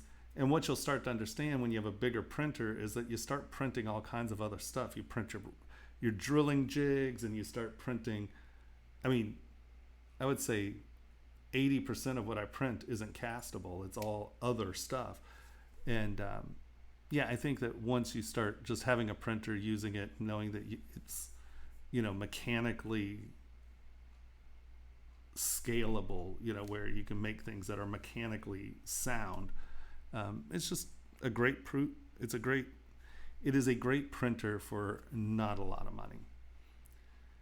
And yes, you can get a $300 printer and you can have wonderful days with it. I'm not bashing $300 printers. I'm just saying they're not professional tools. Yeah, sure. I mean, if that's what you want to do. But once again, they're making those minis, but they're not making them in high detail. They're not clean and beautiful models. You're not printing a 65 millimeter tank and be able to see the shovels and stuff on them. I mean, they can tell you they're awesome, but they're not. If you set those two models against one another, you would die. You just would think it's the most ridiculous thing you've ever seen. How much time are you going to spend cleaning it up? A lot of the guys who use the filament printers and these very cheap printers are sort of makers, right? They have that maker mindset where they're going to spend the time and sit there and clean it up and futz with it. And those are man hours to me. I mean, I can't afford to spend that much time and energy cleaning something up. I need it to come out clean, get it off the machine, get it into investment, and go, go, go, go, go. That's manufacturing, right? The other thing is your software. Like, if it supports poorly, then all of a sudden you're spending a ton of time cleaning up your supports. I'm just talking about a package that you can buy and in 10 minutes upload a model to and print it out and be able to make money off that model. No questions about it. We know they work. They're clean. It's just, just the support software, the amount of time and energy that you have to do if you have to figure out your own supporting. I mean, you're going to waste hours and hours and hours, and that becomes hundreds and hundreds and hundreds and thousands of dollars that you're wasting, because it's not just, a 3-button solution.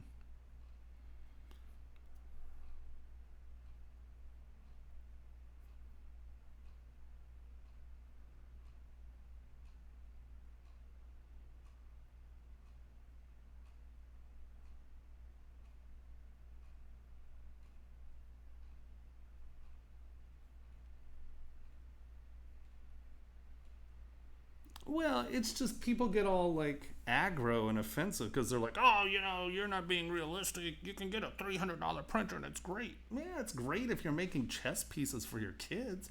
If you're making your own D&D characters and you don't care what they look like, great.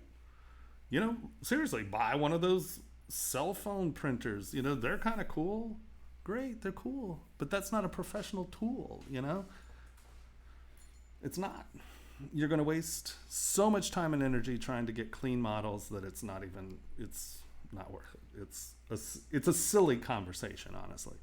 And everyone's like, you're an elite prick. It's like, okay, well, I guess I am. So be it. That's me. You're right. No, honestly, I think a SolidScape's a much better printer, but are you going to spend $22,000 on something you have to keep running 24 hours a day or 7 days a week, or it starts to fall apart? No, you're not. But I would prefer to have a SolidScape. Now, I don't think I'd ever have a SolidScape as my only printer. They haven't quite gotten to that point with them yet. But I'm a huge SolidScape fan. I don't think anybody out there makes models that clean. But, some of these SLAs are getting close, honestly.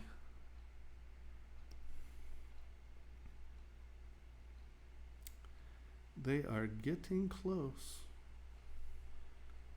All these big expensive printers. Now, 3D Systems makes plenty of printers, the ProJets and all of that. But now you're jumping into $500,000 printers, And those are professional printers. Boeing isn't going to buy a $300 printer because it's not doing what they need it to do. It's all what you need it to do. And if you don't plan to make money off your prints and you're just sitting around, you want to print something cool, well, you can print something cool on something that's not that high-res a printer. Now, are you going to print something cool that's going to compete with my models? Because that's the other thing you have to consider is that if you're trying to make money off of this, let's face it, any small business, right? If you're a small business, pretty much any small business in the world can get a $5,000 loan, right? I mean, that's not really going out there and pushing your banking very hard. And so if you can go out there and get a loan, most people can borrow $5,000 from their mom. I don't need any rich elite poverty yapping. Okay, I mean, I get it. Some people can't afford a $5,000 printer. I can't afford a Formula One car, and that pisses me off every day. I can't race Formula One. That I find frustrating. Guess what? I don't have hundreds of millions of dollars to start a Formula One team. If you don't have $5,000 to start a company, then you don't. And that's not a problem. It's not a judgment. But you don't have a company, right? I mean, no one's going to tell me, well, I'm going to, spray paint racing stripes on my Toyota and now I'm going to be able to race Formula One. I won't even go Formula One. I can't race NASCAR. That's a lot cheaper to race. I can't even race NASCAR. So it just depends on what you're trying to accomplish. And if you're trying to have a company and make money, you sure as hell aren't going to do it with a filament printer. Let's just go there. For jewelry and small manufacturing.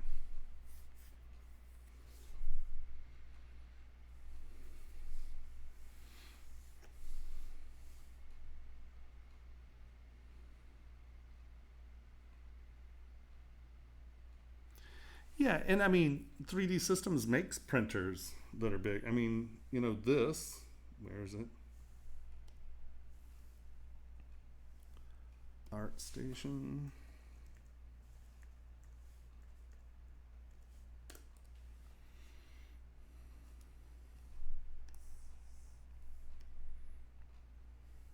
This was printed at 50 microns. There's your print, right? It's in two parts, right? You can see the break line right there. But there you go. Now that printer, if I'm not mistaken, that was printed on a ProJet 800 maybe. And that printer's like, $350,000, $400,000. And that print cost me probably $1,500, maybe a little more.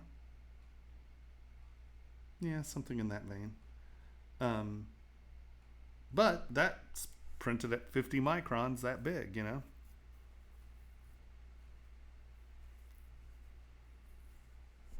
Well, you can print anything. You just need a big enough printer. And they make printers big enough to print houses, I mean, it just comes down to how much money you want to spend on that pen. Oh, my allergies are driving me nuts. Everything's all itchy. I know they say don't touch your face, but I have isopropyl alcohol. I've sprayed myself down very efficiently before I did that.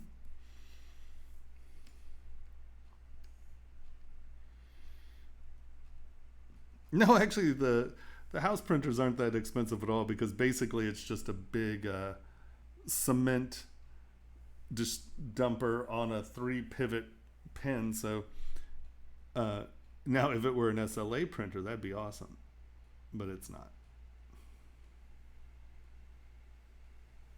Sadly, that would make me very happy. Oh, if I could print a house out, oh, I know my houses would sell. I will make you a weird damn house. I can assure you that.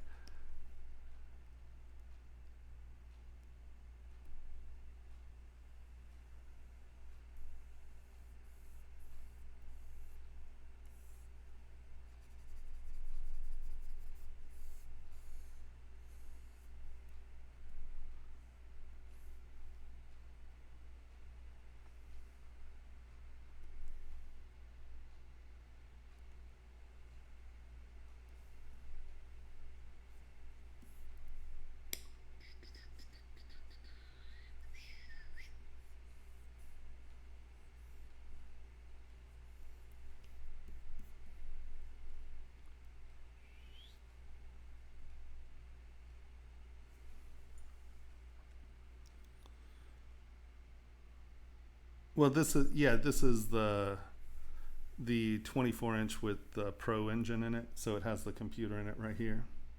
Yeah, it's nice. What earrings? These earrings? Yeah, I did. Well, I can get a Formula One car body. The problem is if I want a Formula One car, I want to be able to race it and make money. And sadly, I am way too big and fat to be a Formula One driver. For a while there, I wanted to drive kart when I was young. I had a growth spurt when I was in my 20s. So for a while there, I really thought I was going to race kart. I wanted to race, and I just started growing, and they were like, "Yeah, that's not happening, dude. Your future of Formula One is gone. You have no hope." Wah.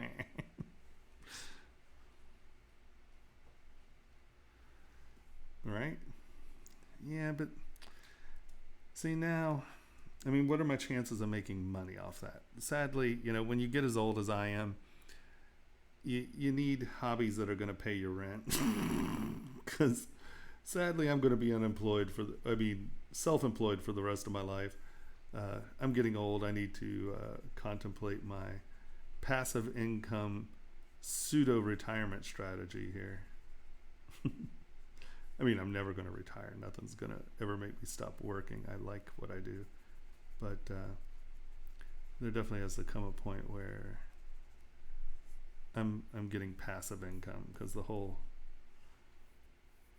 having to be there for every second you're making your money sucks. Not a good way.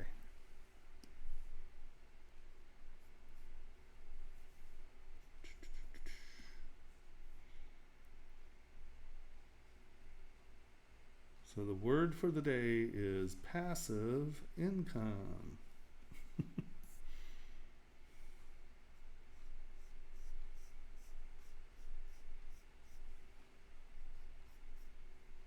Unicorn investment. Rich grandparents, that works too, I think.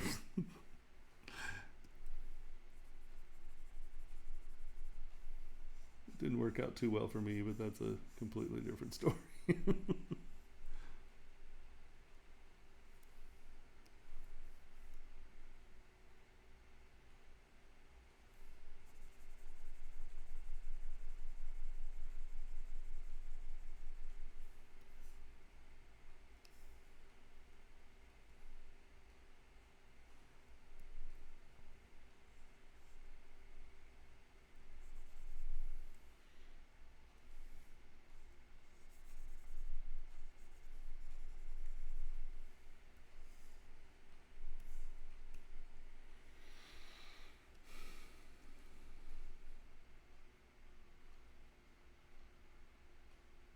Thanks. You have a good crash.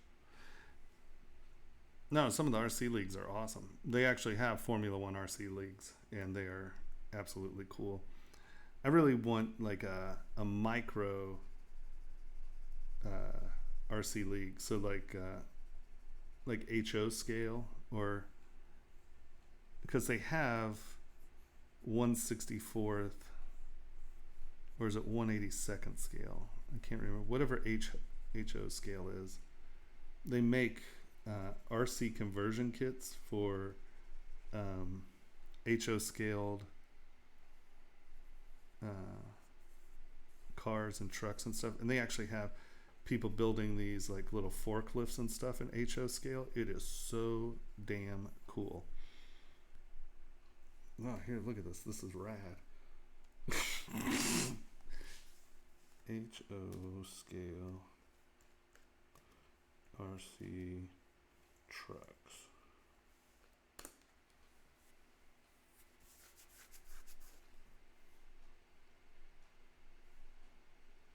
I mean, look at that.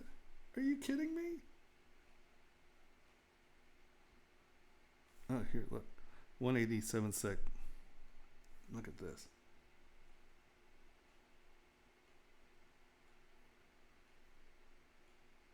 Come on, come on, come on.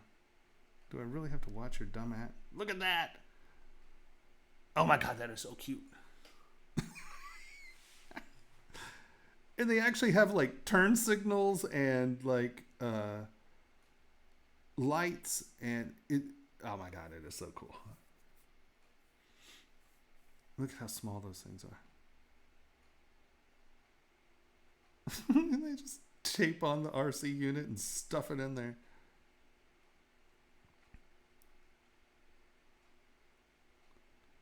They have this one little guy that's a motorcycle at 1/87th scale. Oh, it is so cool. This one doesn't actually show him running. Hold on, let's go to... Look at this guy. Seriously. Headlights, turn signals. So this is out of a box, pre-assembled. Yeah, and I think that's about 160, 180 bucks, something like that. They have one that's a cop and it has like little blue lights on it. Really adorable. But you should see these, the forklifts.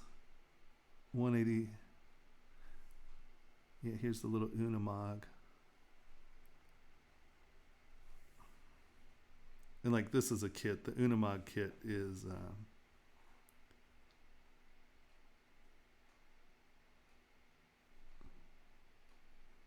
okay.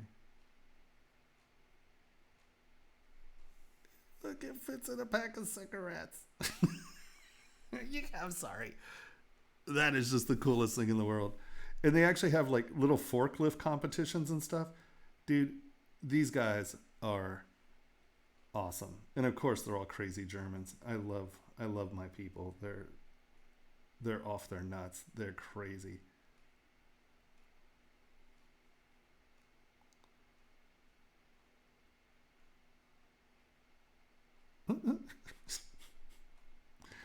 I don't know. I get much joy from weird little things like this.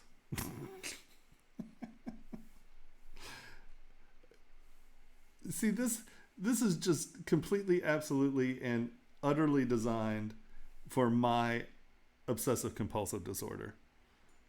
Hold on. Come on, come on. I want to see your groovy pants. Where are the... I mean, these guys are crazy. Little trucks. Look at these guys. They're like little forklifts and stuff. Are you kidding me? And that's all HO scale. That's 1/87th. That's just wackadoodle. I love it.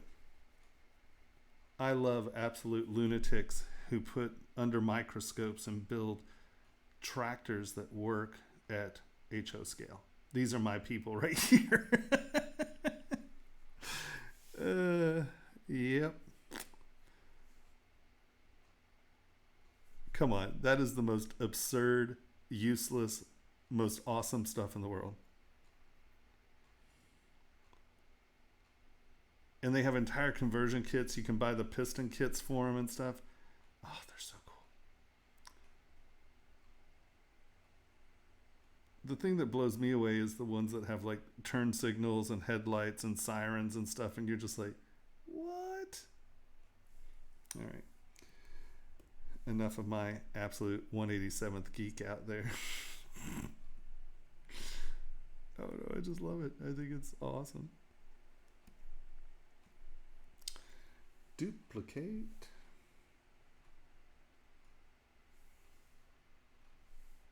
Duplicate.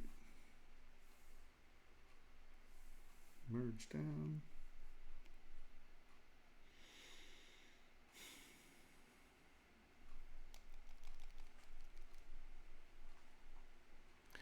HO scale is a train scale, so you know, little mini trains, but it's 1/87th scale. It just means they're really tiny. It's just small. Oops, did I merge everything together?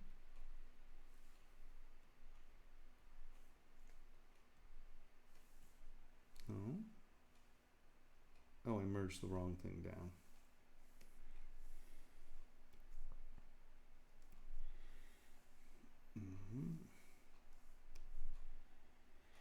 Split hidden.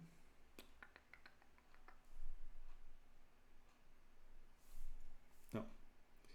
So like when you know you've split something off and you're trying to split hidden and you're like, where the hell split hidden? You have to go all the way down to the lowest resolution and then it'll split. I forget that sometimes when I'm really tired, and I'll sit there and I will yell and cuss at my machine, and then yeah.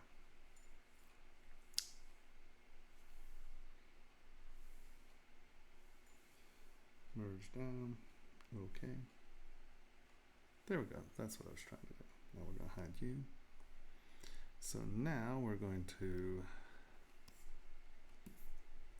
let's just Dynamesh it, that's fine.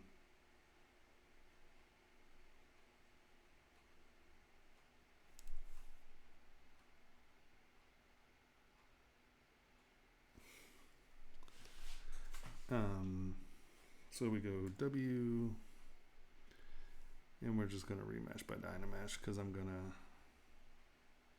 to, I turned symmetry off. Remesh by Dynamesh.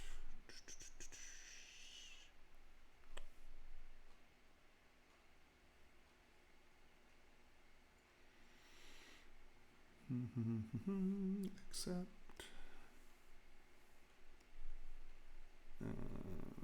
Hide that Q. And then we are going to ZBrush. Oh, hold on. Escape. Turn on symmetry. X and Z, right? Yep, X and Z. ZRemesh. Detect edges. That'll try to keep some polygrouping on sharp edges if we can get them to work. And this also will make it left, right, front, back symmetrical in the remesh.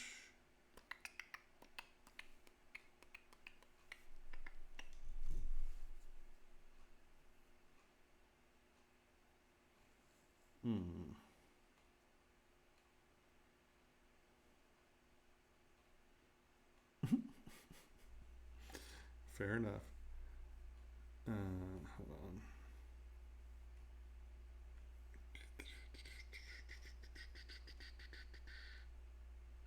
While it's thinking, I will forward this to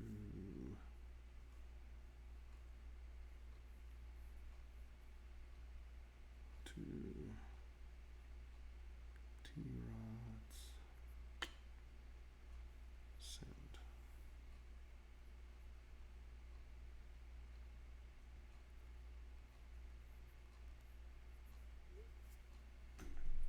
All right. In my copious free time, yeah, I'm gonna try to do that at some point. So for the investment in the parts, you can get like a Toyota Land Cruiser model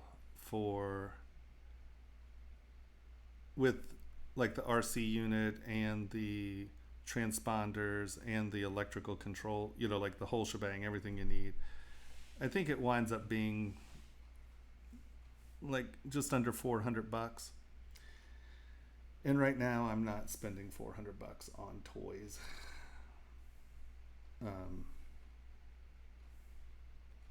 One day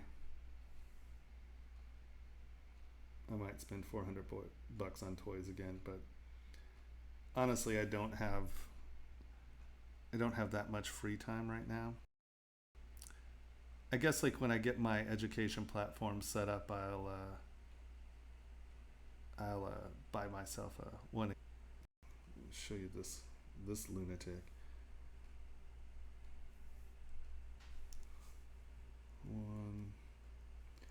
1/82.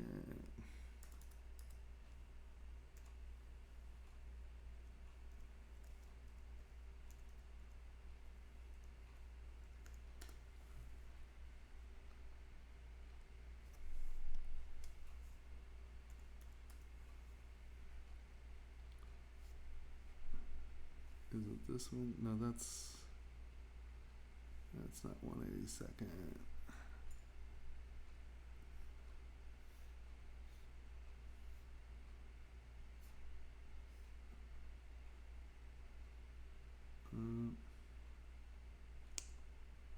Here it is. Look at this guy.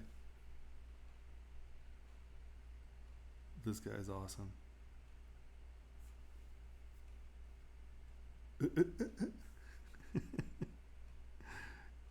Come on, that's so awesome. It is so tiny.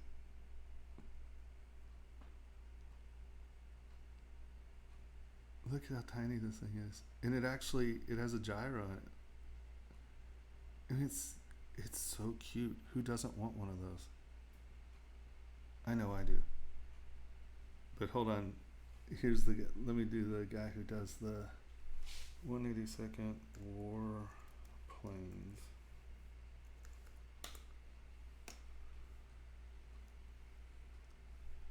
He makes these absolute little micro airplanes, and they are warplane RC.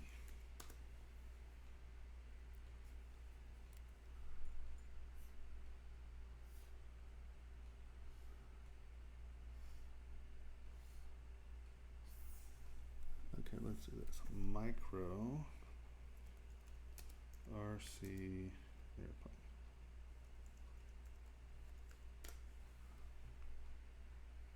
Yeah, this guy.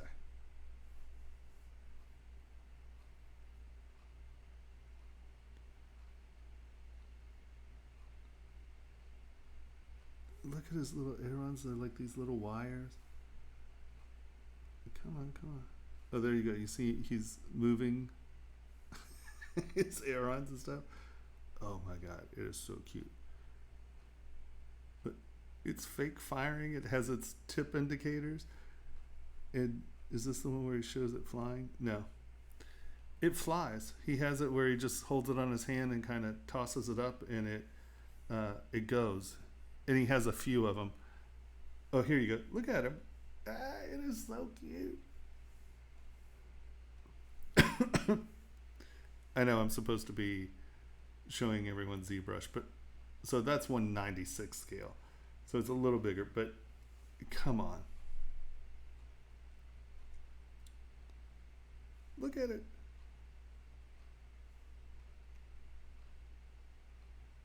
So it gets it started, and that's it. Hold on. Watch this thing take off. It is hysterical. I mean, are you kidding me? I love that crap. Sorry.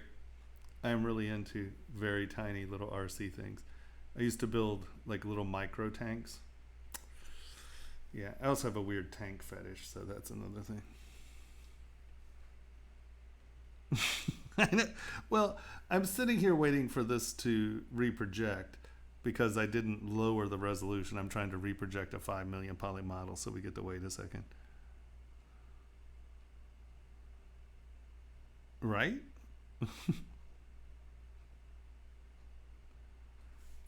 It's too much fun. It is too much fun.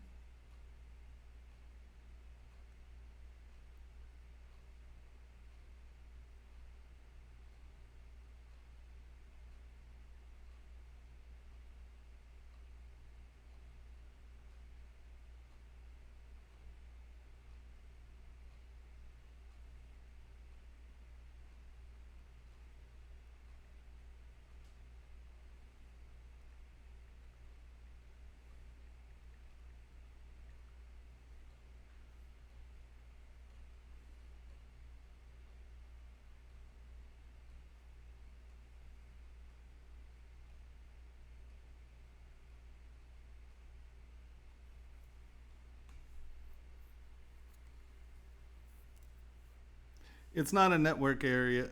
Hold on. If it's lagging, can you all hear me?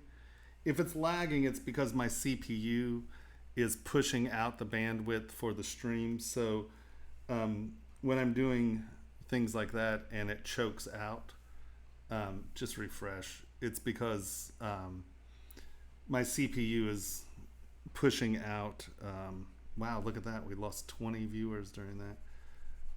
I guess I should have made that announcement before I did that. Just wait. It's not going anywhere.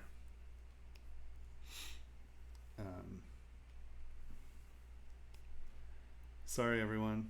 Wow, literally 23 people because of that little lag left. Wah. Those are people who aren't used to watching my stream, because anyone used to watching my stream knows that if it jogs like that, it's just because my poor CPU is eating my bandwidth or my processing power.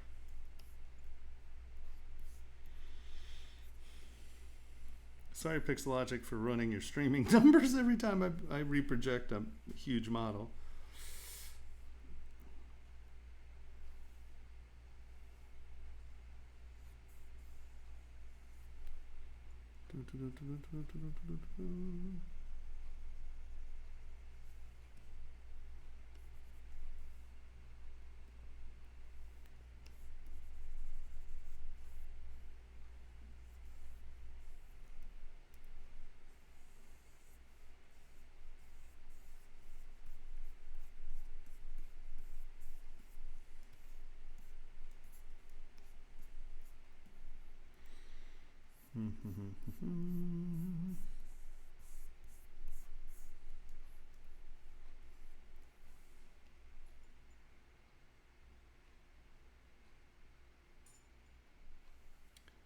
Oh, I'm sure trust me, there's some German dude out there just waiting to make a 1/82nd scale Apache helicopter, I assure you.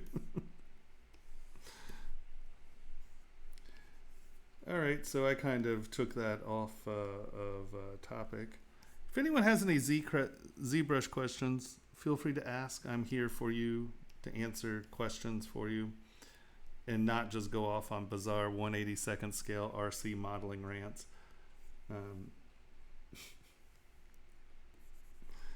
It happens. It's been a long day. I get excited sometimes.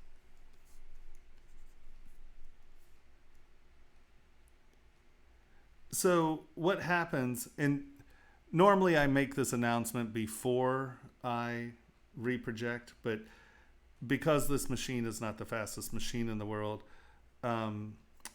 projection and some of the effects like reproject, remesh, some of that stuff takes a lot of CPU, right? And so what it does is it squeezes the CPU so hard that it kind of pauses its streaming because it doesn't have the internal bandwidth to deal with streaming and doing that process. So I apologize for not warning everyone.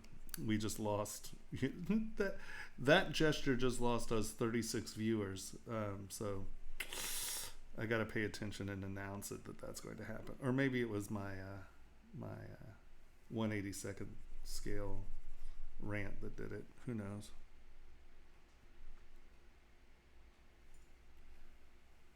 Well, yeah. I mean, I normally won't do a first reprojection with 5 million poly model. I was just not paying any attention and did. Oops. They'll come back, or they won't, whatever. I'm not going to cry.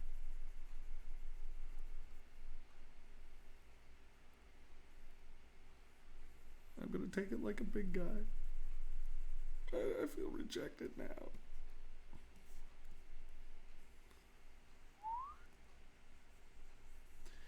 Once again, kind and gentle folk.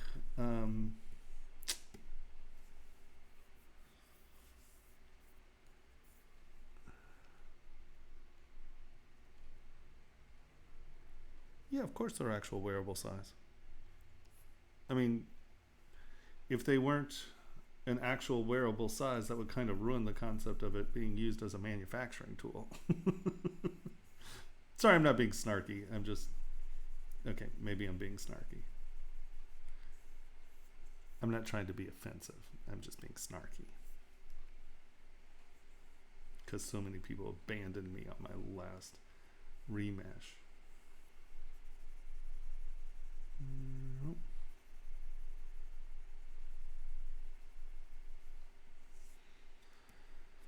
All right.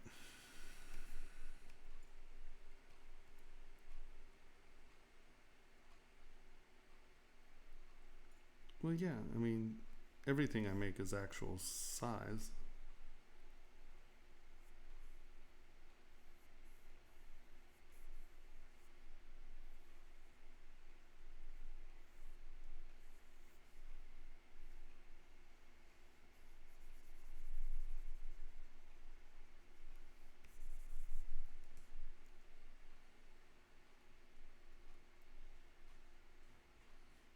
Yeah, no, I understand that it dropped as network error. What I'm saying is normally I will announce that I'm doing that gesture, and it's not really a network error. What it is that my computer is just using too much CPU to then broadcast. And if you just sit there and wait, it comes right back as soon as the process ends. But yeah, I mean, I understand why I was abandoned. I'm just being silly. I'm just being silly.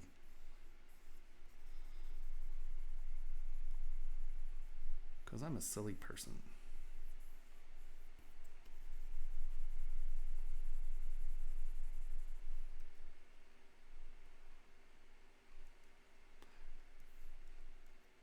Yeah, sometimes you have to just hit refresh the screen and it comes right back. Like I said, I tend to try to not do those big projections when I'm streaming on this machine.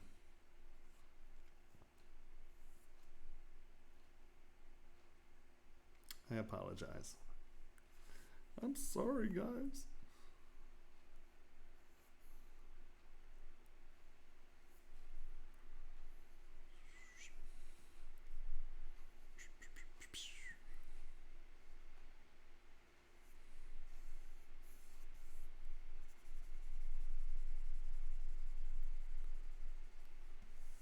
And our bandwidth has been slow here today, which is really rare.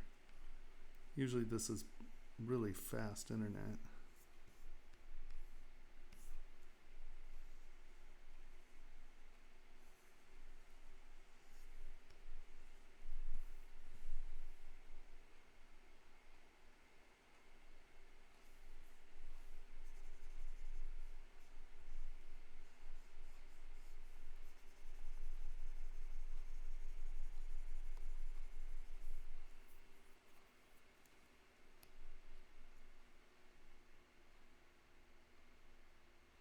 Yeah.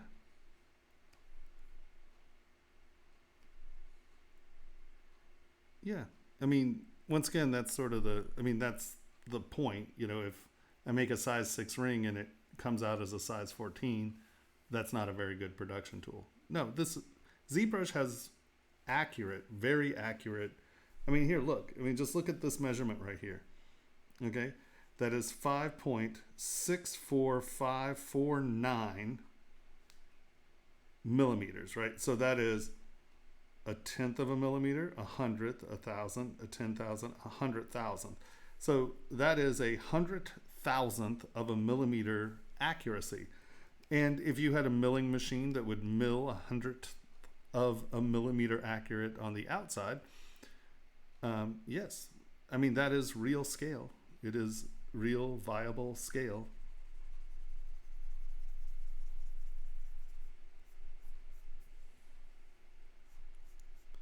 If it wasn't real scale, there'd be no way to get anything out of the machine, and that would not make it a very good manufacturing tool.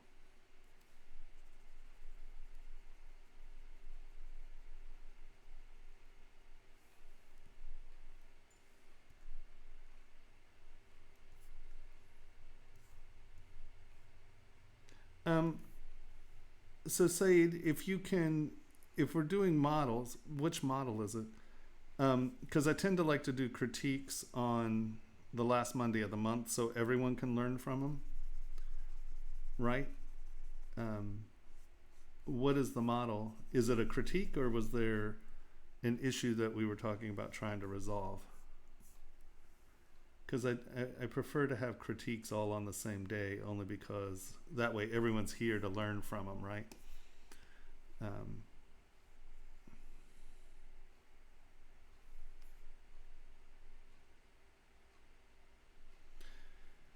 yeah, I imagine that internet is slow everywhere, considering that, you know, all education now has to go through, internet and the such. And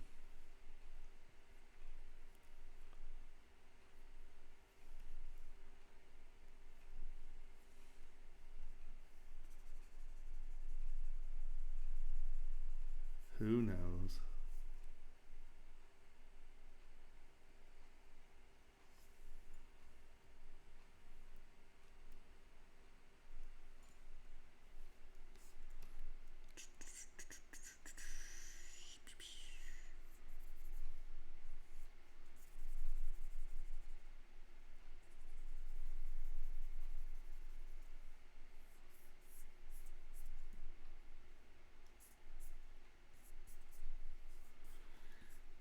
So if there's anyone out there who has any questions, please feel free to ask. Since we went from like 120 people to 44 and they haven't come back. There must be a more interesting ZBrusher out there.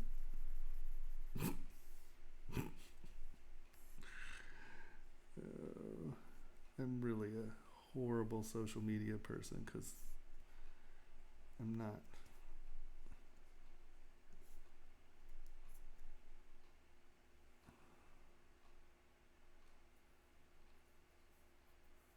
No, in the computer, that's not a real thing. Because I mean, I can make this a millimeter, right? Hold on, Y. No, W, Y. Right, that's a tenth of a millimeter right there. So that's 4/10 of a millimeter. So I mean, you can get in and get as much geometry as you want wherever you want. So yeah, no, there's no point in that. It's much better to work in real scale.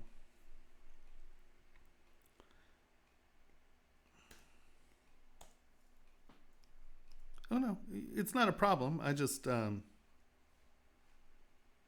so that is, if you go to W and you get your gizmo, right? If you hit Y, this is your transpose tool. And how I have transpose set up is under preferences. I have it set up to be transpose units, right? See, it's 1 unit, minor ticks 10, major ticks 1. So what that is ZBrush's internal scale is millimeters. So 1 unit is 1 millimeter, 10 minor ticks within that. So I have a ruler that is, millimeter scale, and it has tenths of millimeters, right? And so you just use it like a ruler.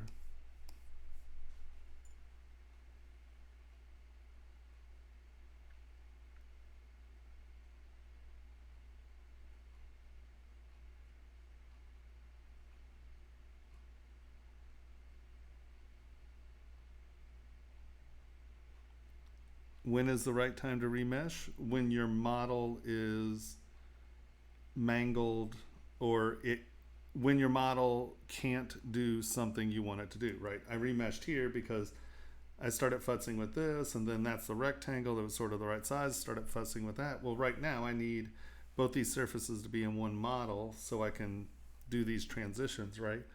And so I just remeshed it so I could work on the singular model. Does that make sense?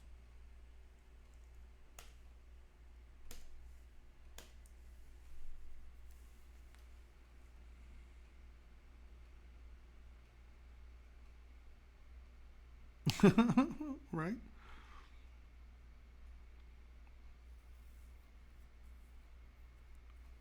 Well, I mean, the fastest way is to copy it. You know, I mean, if you want, uh, like in my classes, I give away, like I've been building, where is it?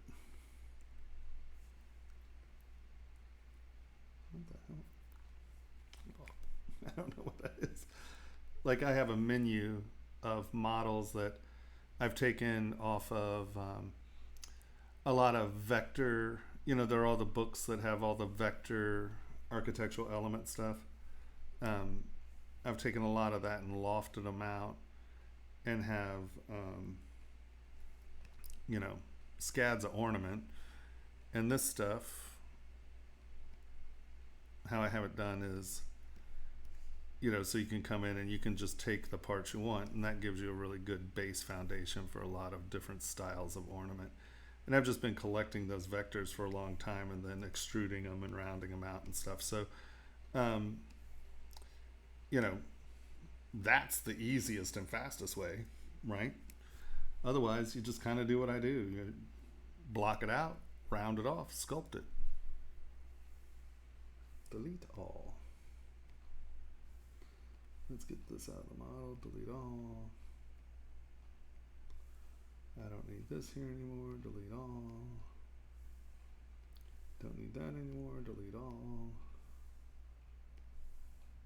Delete all. Delete all.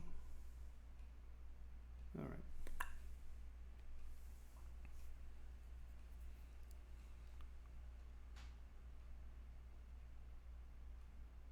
Nope.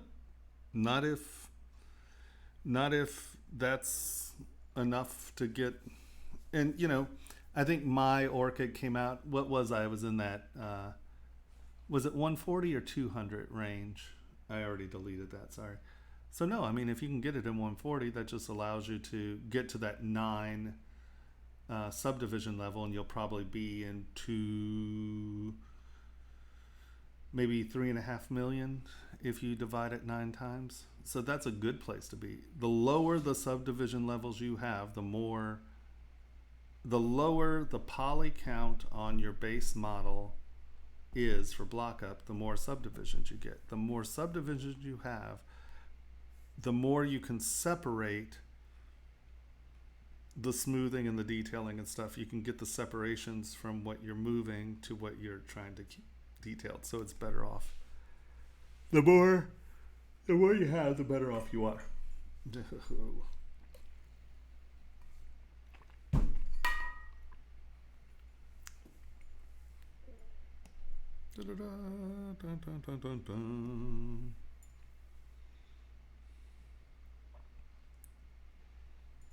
Yeah, it's getting there. I think I'll do a more dynamic transition down here at some point. And I think we're going to do this. Y, radial 2, this should be symmetrical, so that is going to give me, yep. So I want this to look like a rope, right? Let's go back and look at our drawing here. Yep, it's a directional rope. So I'm going to kick up my, and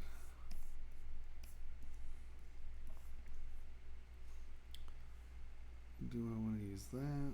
No, I think we want to use FormSoft with a square alpha up here.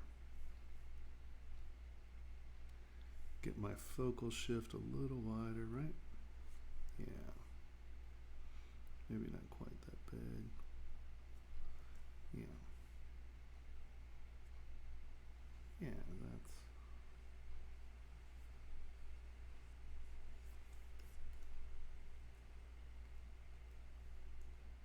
Maybe make it a little bigger.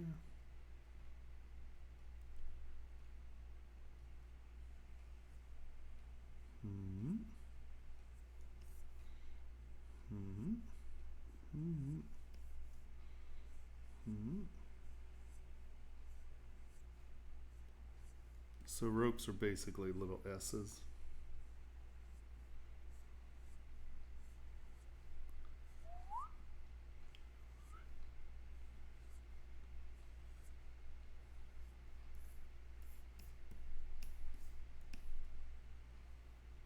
Right on. Good night.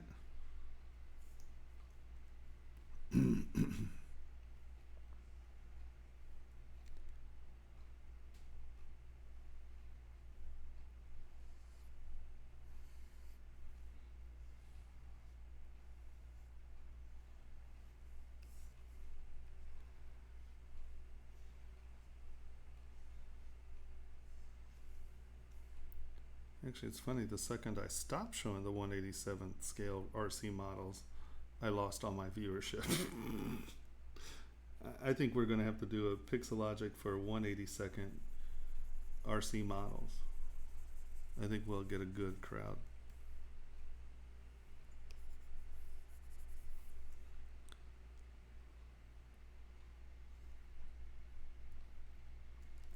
Well, it's going to look at what you got and softer.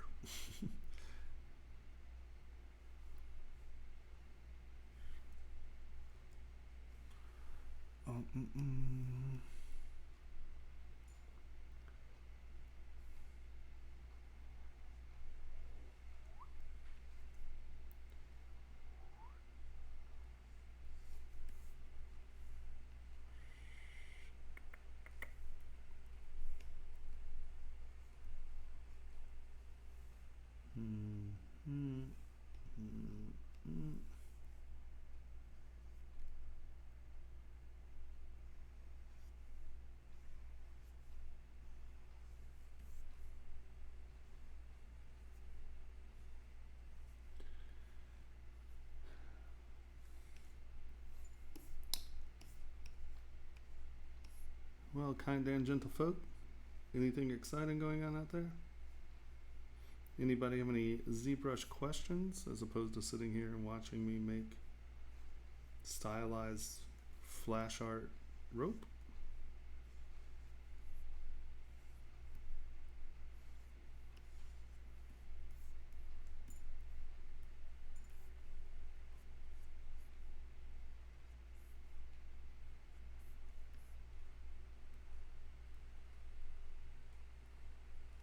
Did I miss a question there?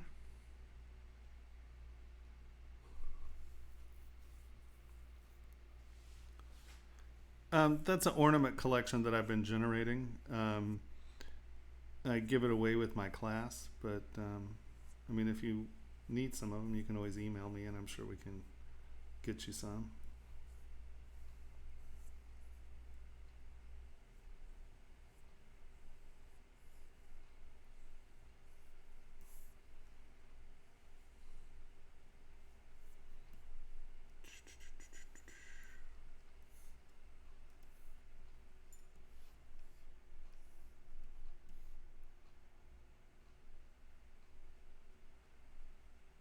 Is Ian in the class? Was that a Ian didn't know where stuff was? Or is Ian just in the stream and wants to know where stuff is?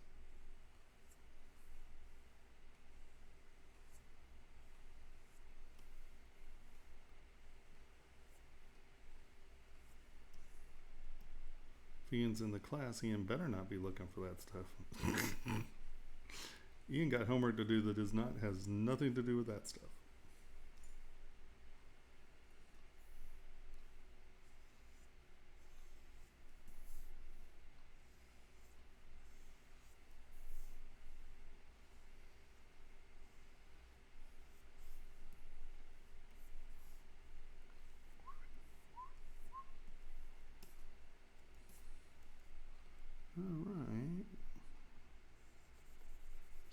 this stuff out a little.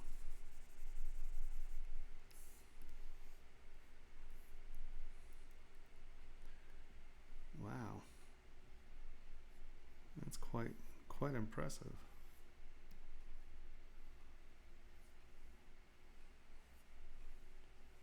People are not enjoying watching me sculpt, it seems. Like, wow. Oh well. I could get put on the bench because I can't retain viewership. They're like, Tomas, you're all fine and dandy, but we need to put someone in there that get more than 12 viewers.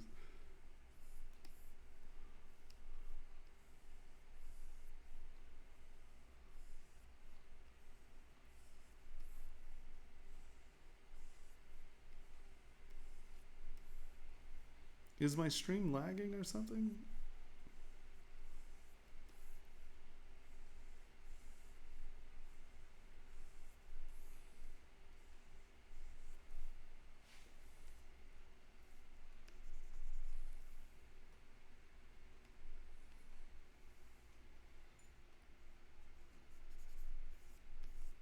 Am I just losing everyone? No, it's not lagging.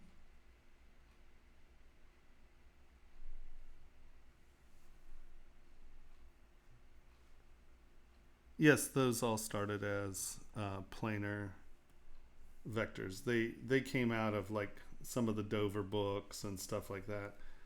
I just started collecting a bunch of shapes, lofting them, and then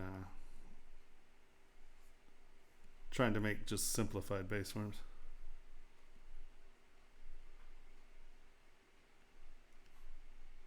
Yeah, of course you can. You can use polygroup it for anything. Polygroup it's a powerful tool.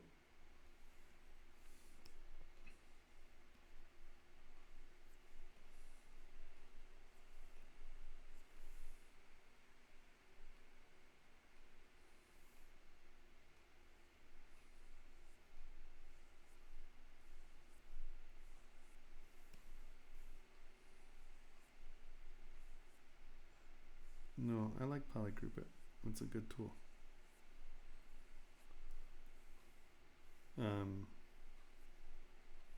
Joe, So Much Monsters, he's a streamer. He did a plugin called So Much ZBrush, and he's using polygroup it to break things up into shells and have them. It's an awesome plugin.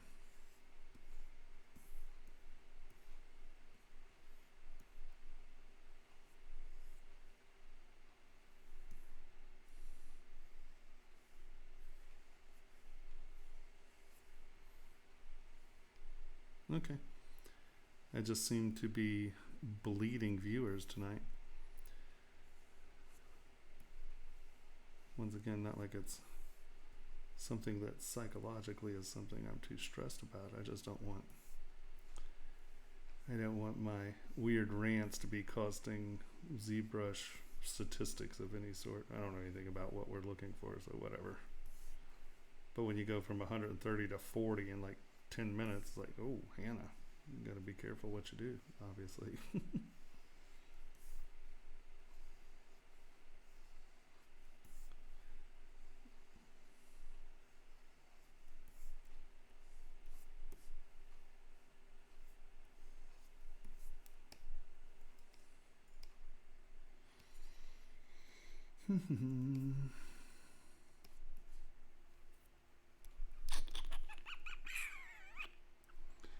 So for those of you out there, just remember, if you have any questions, please ask. I'm here for you.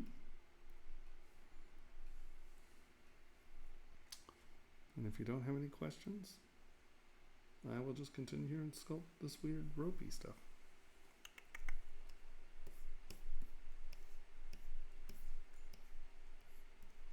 But like I said, they're not putting a kit that's like publicly accessible at the moment. Not that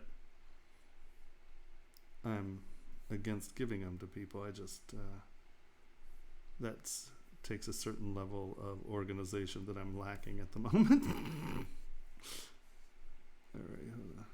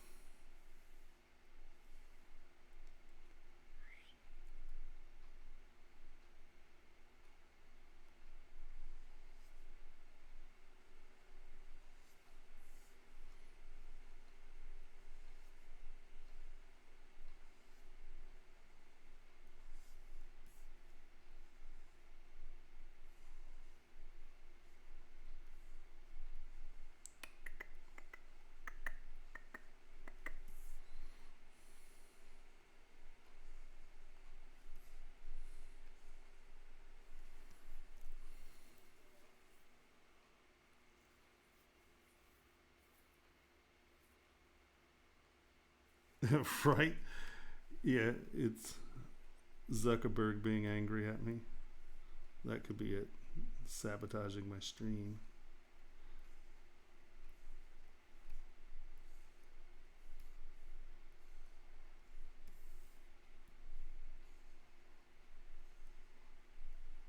What are you talking about? I love Facebook.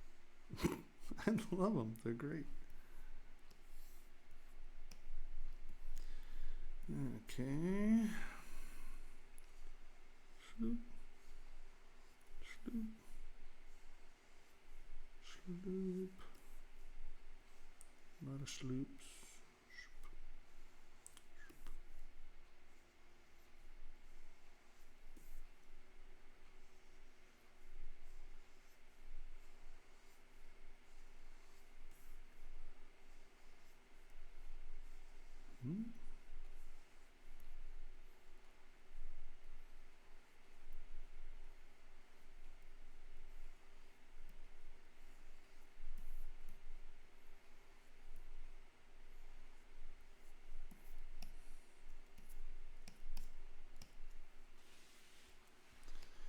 All right.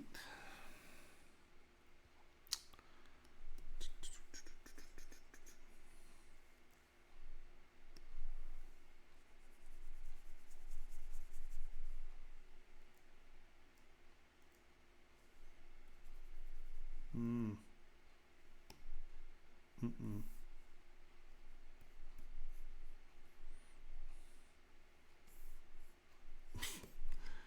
All right, my complete inability to mask something off.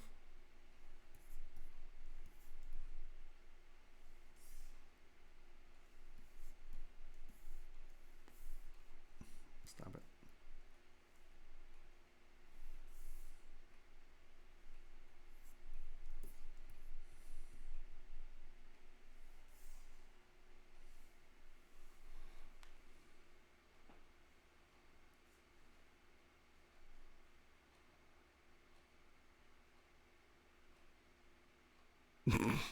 Right? I need it. It needs a little bit more work before it's sellable, because some of the stuff still has open backs, and if you don't know how to deal with an open back model, you're probably going to be like, oh, I can't use these. But yeah, at some point, I think I might.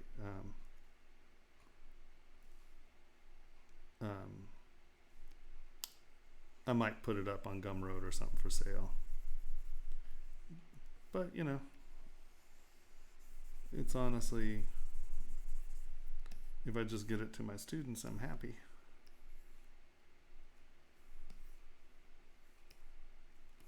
I don't understand that. That's weird. Fine.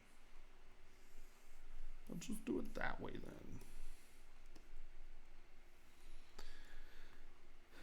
So, what is this in Live Boolean Master plugin? 1 by polycount, 2 dynamesh resulting mesh.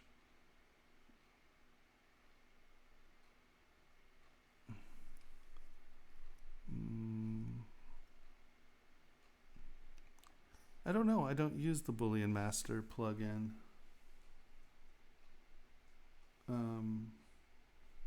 I do all my booleans in folders over here. I don't really use the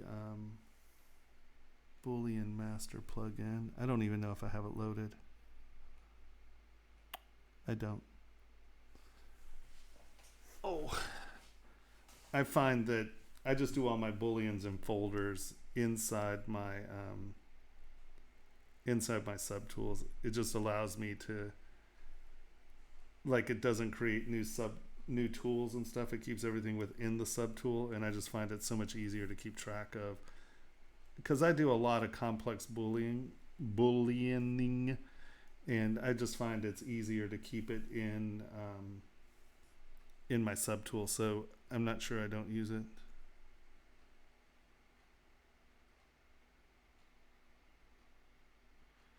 I'm sure you can use, an alpha or something, but why I always do it by hand is because it looks like it's done by hand. The problem with alphas is that they're perfect. And if you want boring, perfect stuff, then use a lot of alphas. I just find that if I do it by hand, they're wonky and uneven, and you know, and for something like this, that wonky, uneven is a much more appealing look to me.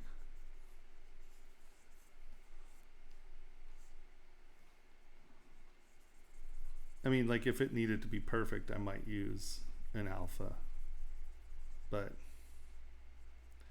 I very rarely make things that need to be perfect. It's sort of my,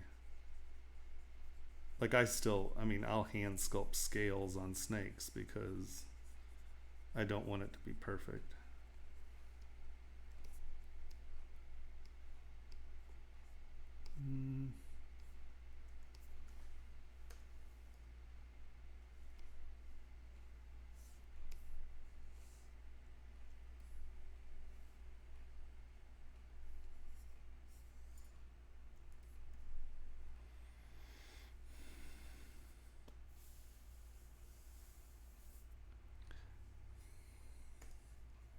I don't know. I just like the look of things that are hand sculpted, because really in manufacturing, like in jewelry and stuff, you know, CAD makes a lot of that stuff fairly easy because, you know, how it thinks, it's thinking like CAD.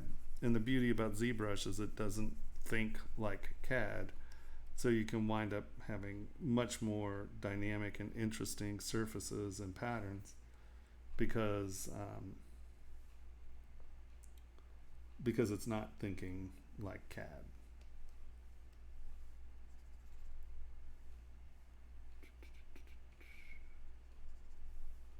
What's going on here? Oh, I'm in the wrong damn brush. That's what's going on. That's what's going on.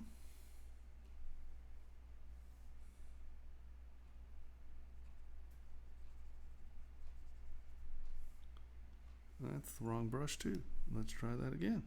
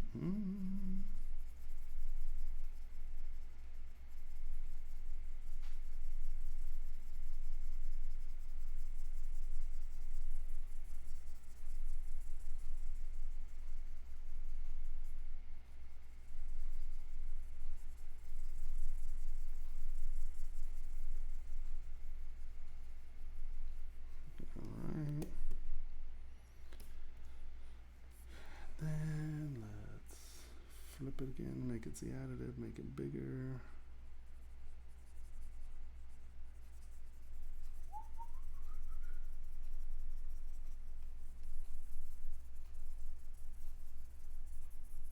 Right, so like if you're using alphas and stuff, you're going to get a point where those alphas repeat and such. And this way, I just never run into that.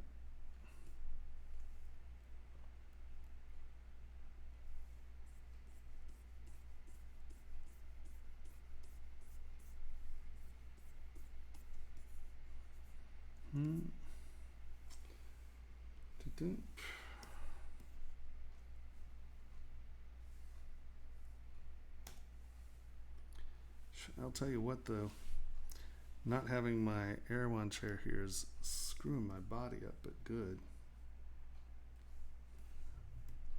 I'm starting to hurt.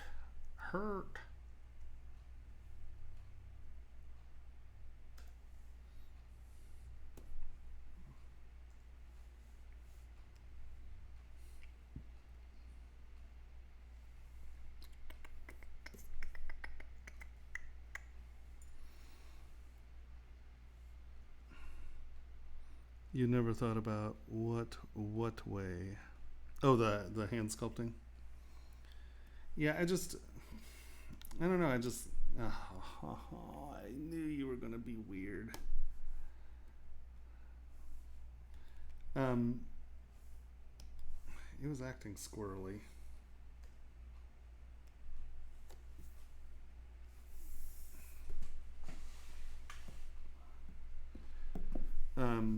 While we're waiting for this to boot back up, let me do this.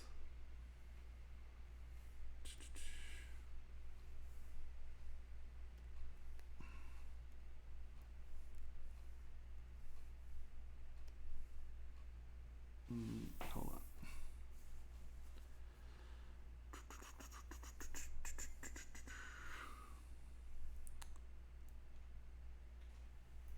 Let's just bring our tool in.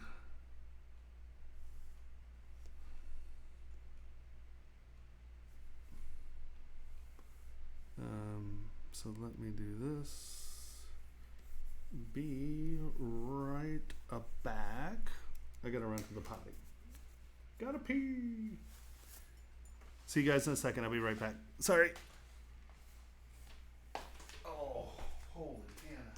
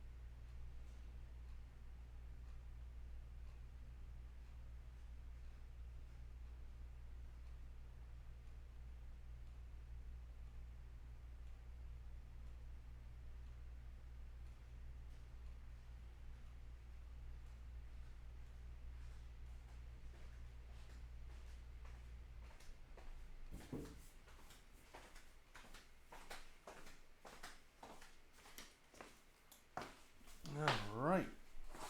Ugh. Yeah. I'm bringing my chair in here tomorrow. I can't even use my knees anymore. How would I export this to Maya? Honestly, I think you'd probably just do Maya Go Z. That would be my assumption. Once again, I don't really use Maya, so I'm not sure, but I would assume that that's the answer. It's just Go Z. Control. And edit.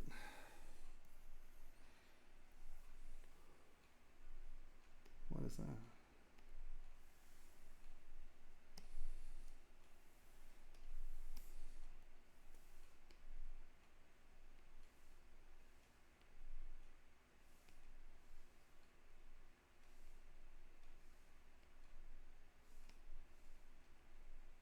Oh, there it is. Oh, I know what that is. I'm like, what is that? Yeah, I would assume that Go Z would be the easiest way to do that.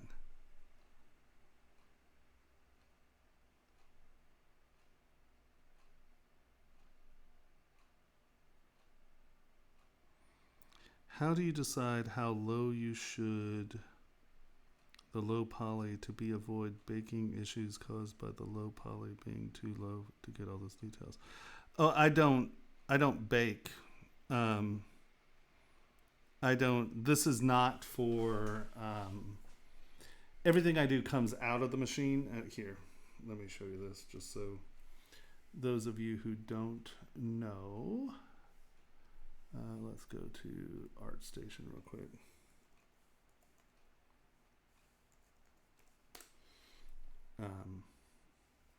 So I go into manufacturing. I'm not generating renderings. I'm not generating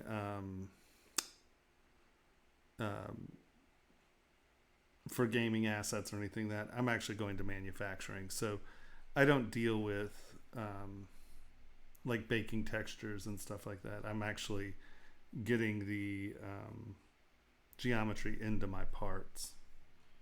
Right, so I go from here to printing to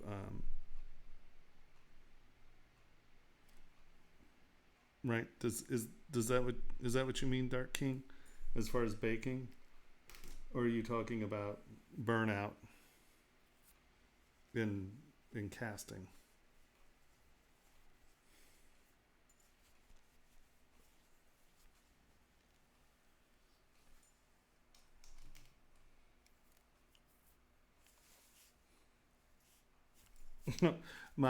This is my 2016 ZBrush Summit shirt, it seems. I have a lot of ZBrush t-shirts.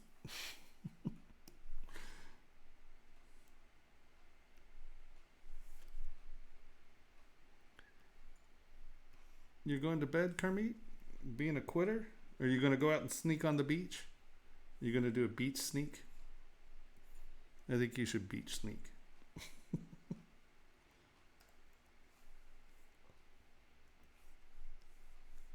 Mm-mm.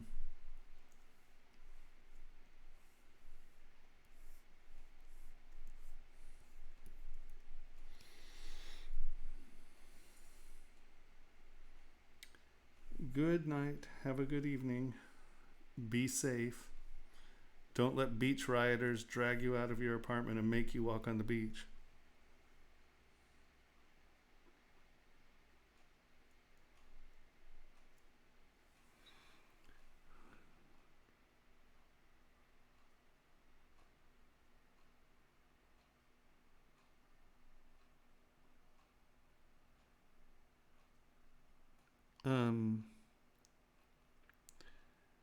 On top of the subtool tab, it should export as an OBJ, but you gotta decimate it first. Are you asking how to get the model out of here as an object? Yeah, you decimate and then export as an STL usually. I'm sorry, I think I'm misunderstanding the question or not. I apologize if I'm being dim.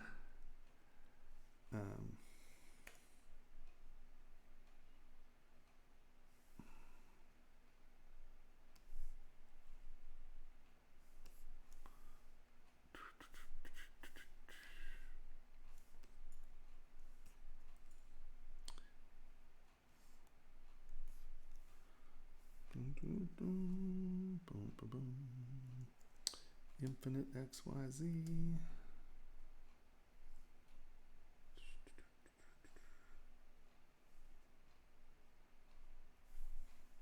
What's his?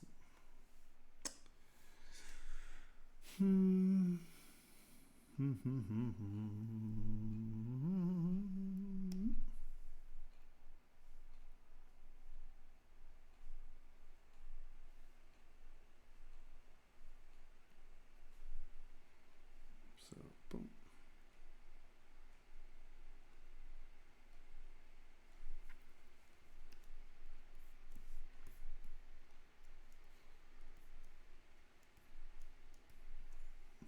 Yeah, I can understand that.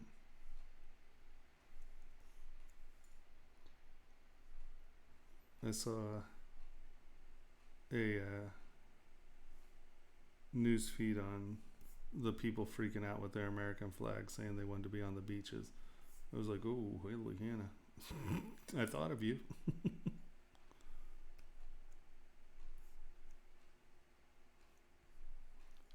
Yeah, no, it's wonderful that I don't have to deal with that. It makes me very happy, actually.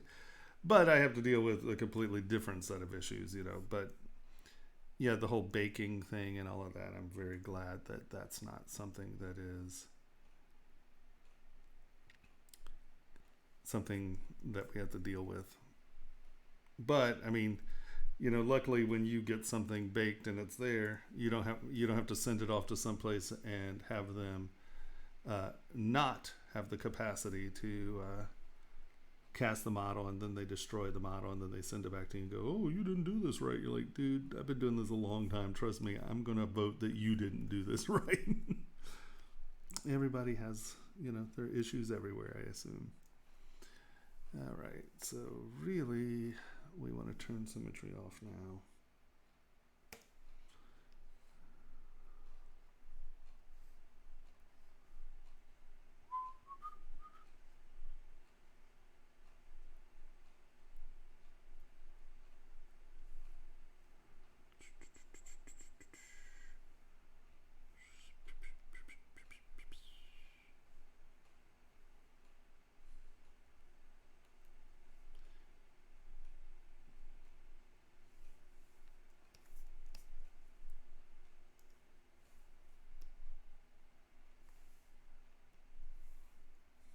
It's sort of that old Italian stiletto switchblade thing, I guess.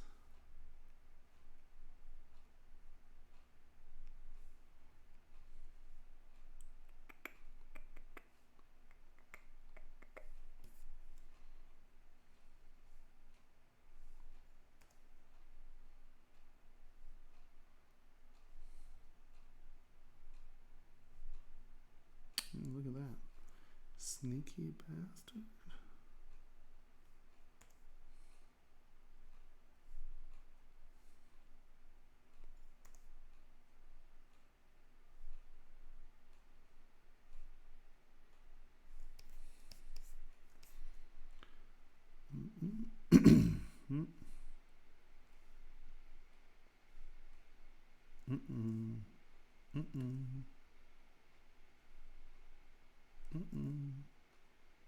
Stop that.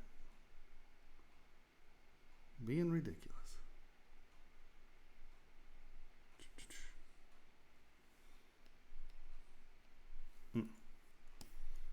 Let's do. Oh. Stop it. Undo.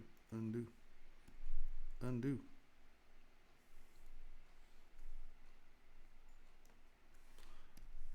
Z modeler. Turn symmetry off.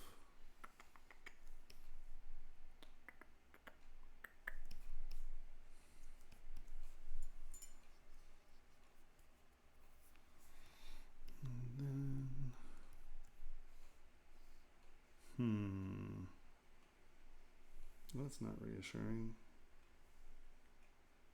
Oh, no, that's okay.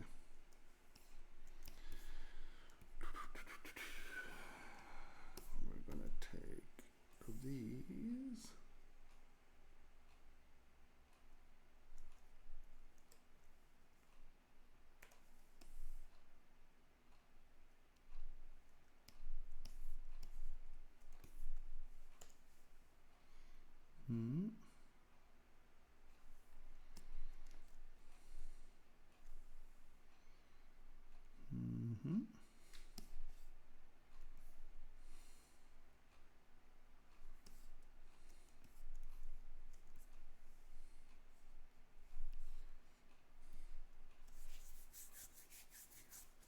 Wow.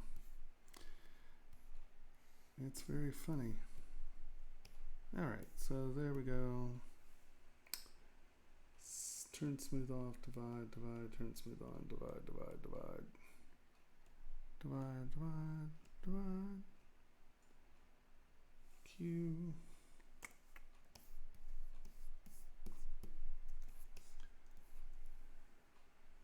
It's a rough crowd tonight.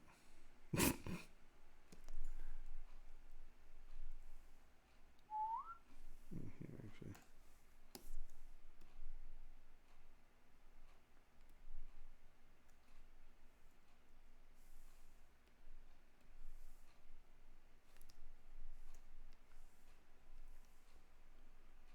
Boop.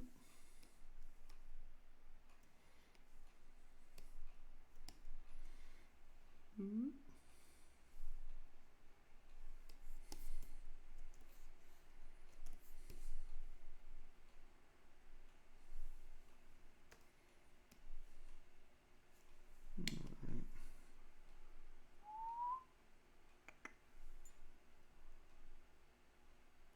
Have a good evening.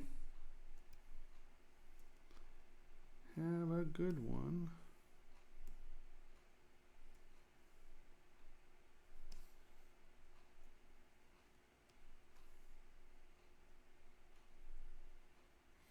All right.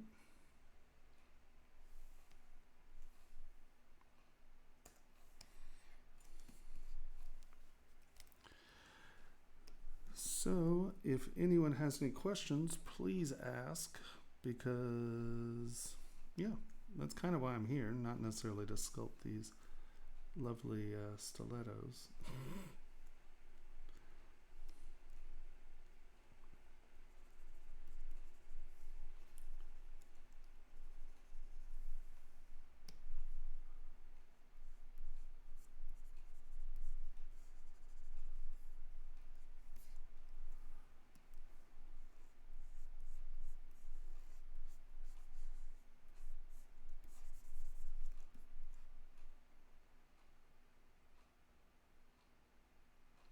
Okay, so once again, I don't do any of the UV stuff. I have absolutely no clue.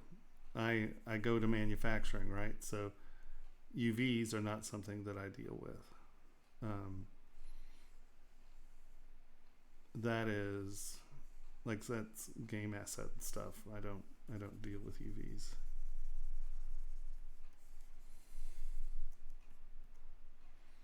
I don't think I've opened the UV master plugin ever. Well, that's not true. In this last beta, we did have a little UV stuff that I was playing with, but I mean, that has nothing to do with what you're asking in that sense. Yeah, sorry. I mean, I wish I could help you on that stuff. I just, it's not something that I do. I go to manufacturing, not all of that geometry is not real geometry in the real world, and it's useless for manufacturing.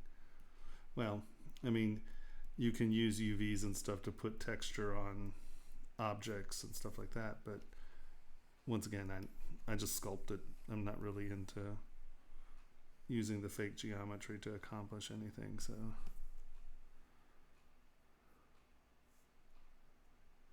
Nope. Actually, it's not. So these are the ring sizes, right? I have all my ring sizes up here in my tools. Come on. Why? Ugh. Under here, see, these are rings by sizes, and they came out of Ringmaster, which is a plugin. I just have them set up as ZTL so I can just import them, and you just change the mandrel and then you just size it up. And there's a way to do all of the sizing where you go from size 3 to size 16, and you can keep the top the same size and just change it all. It's morphing tools and stuff. So no, it's not.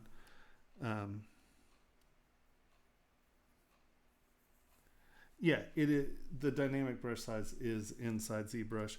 So I've pulled my dynamic brush scale out, because I go from large models to small models, and that way I can get the broad range of my brush, right? So like and that gives my brush, that's the maximum size.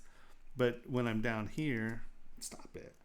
When I'm down here and I'm changing my brush size, I have a lot of, it's not jumpy or hoppy. I can get really good scale. But if I go up, I need to change, I can change my dynamic brush size, and that changes my minimum brush size and maximum brush size. So this is a way that I can control the scale of my brush with dynamic on. And this is, hold on, control, draw. So it's in preferences, draw, max brush size. So if we go preferences, draw. They're right here. Max brush size, dynamics, brush size scale. It's all right here.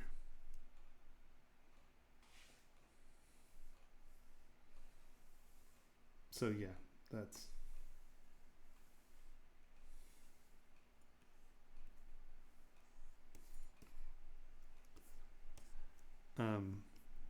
if you wait until I get this blade done, I'll kind of show you how.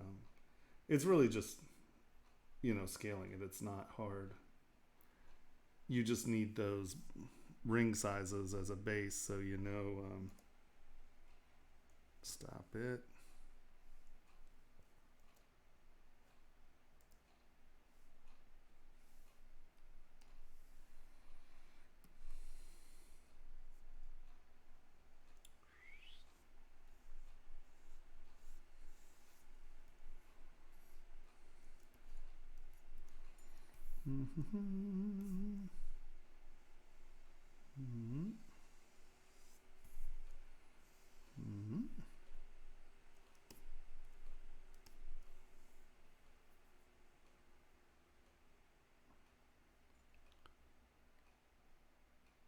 Yeah, it's right there under preferences. Dynamic brush scale. It's right here under draw in preferences.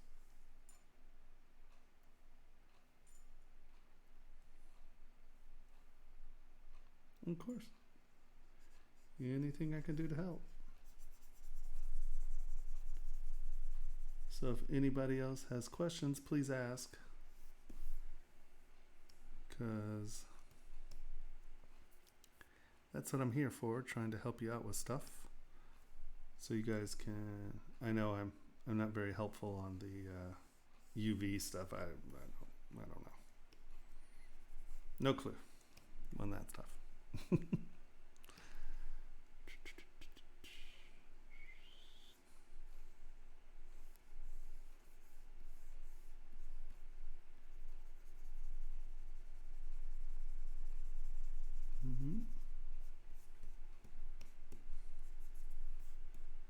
Of course.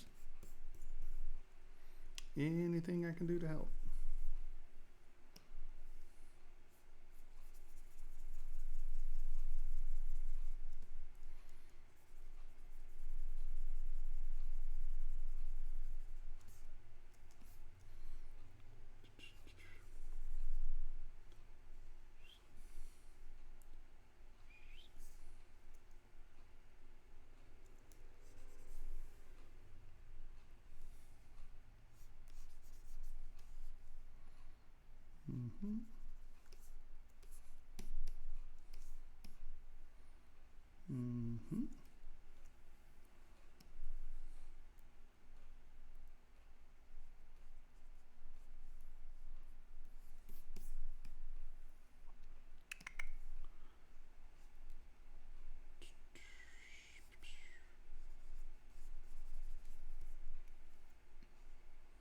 Wow, I might actually finish a piece in a stream. That's almost shocking.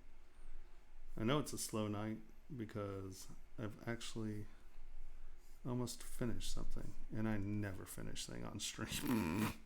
it just never happens.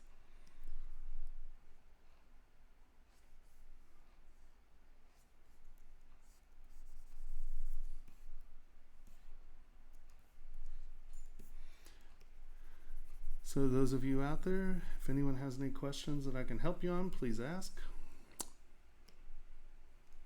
If not, I'm going to continue to sit here and sculpt on this.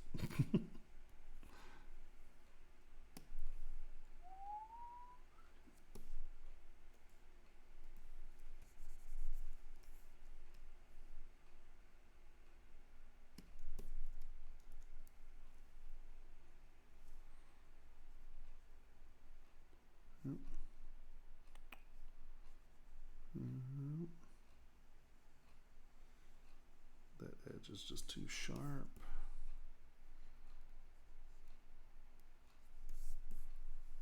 There we go.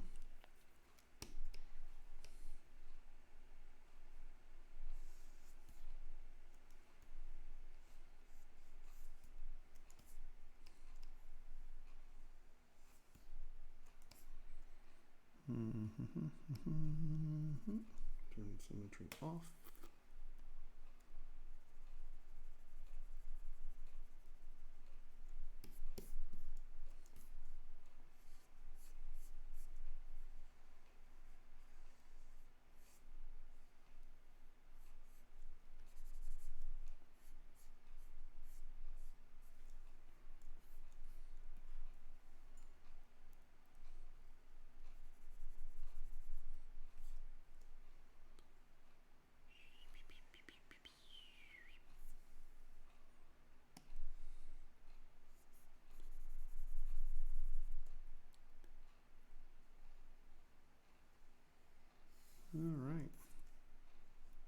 No one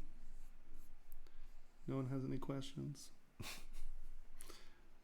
It's bizarre. I'm not used to sitting here quietly and sculpting.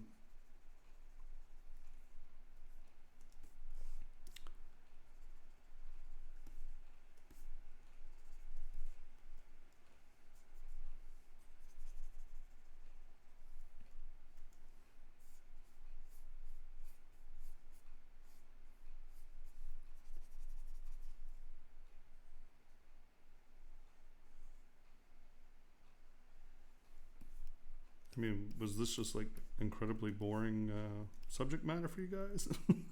Or is everyone just asleep? Very weird. I don't even know how to deal with it. Very strange.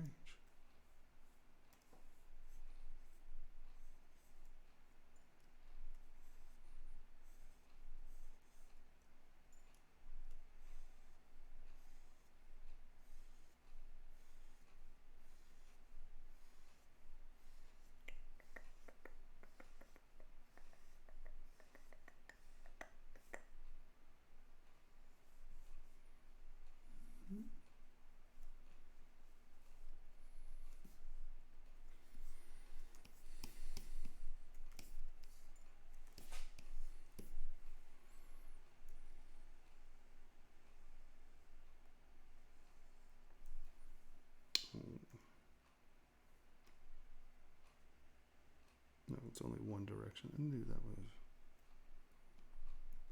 Control Z. Mm-hmm.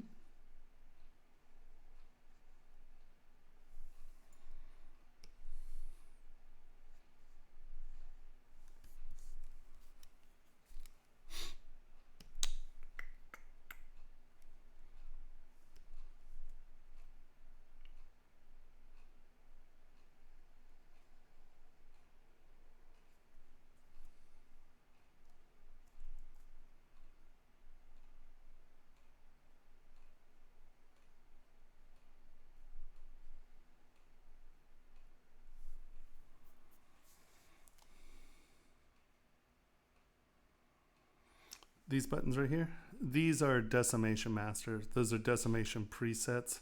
So I don't have to pre-process current to get decimation master to work.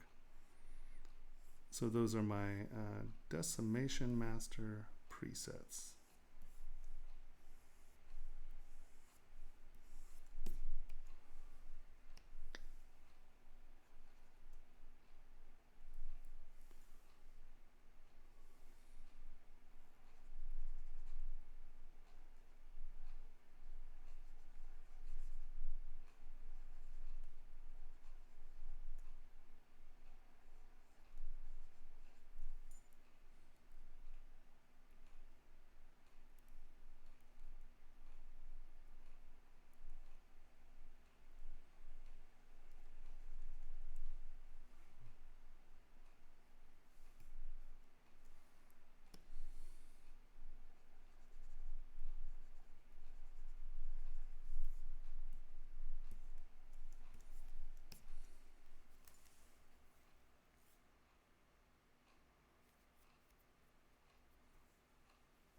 No, I mean it's not a big deal. It's just really funny. I mean, I very rarely have a quiet sculpting. Like I said, this is the first time in probably a year and a half that I've actually been able to finish something on stream. It usually just turns into Q&A.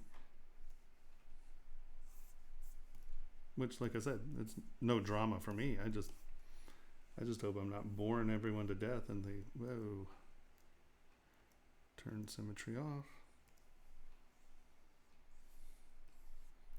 Because I very rarely have just 40 viewers too, so it's 4th of July, so maybe everyone's watching the new Star Wars movie on Disney.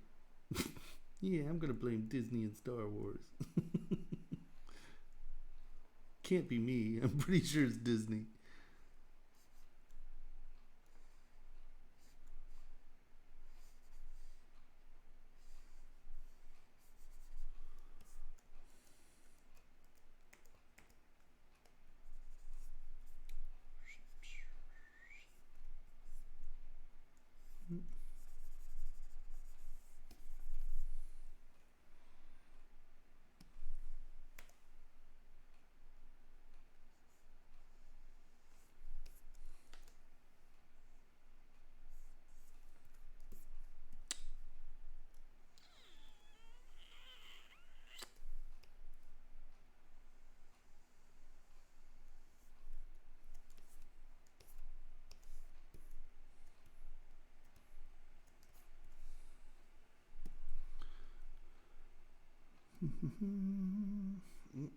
Turn symmetry off.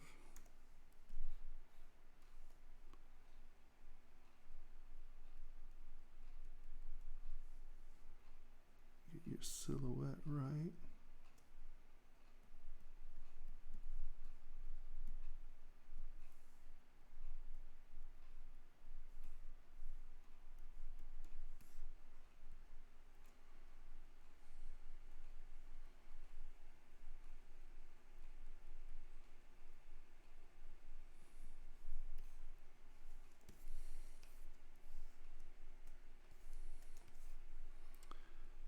Bring that in a little more.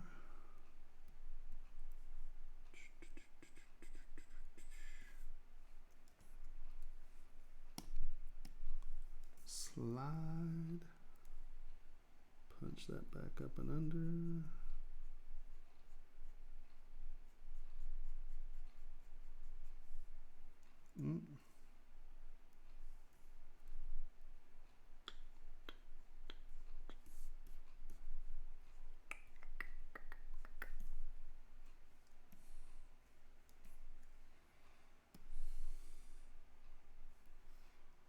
Whoa. Where'd that come from?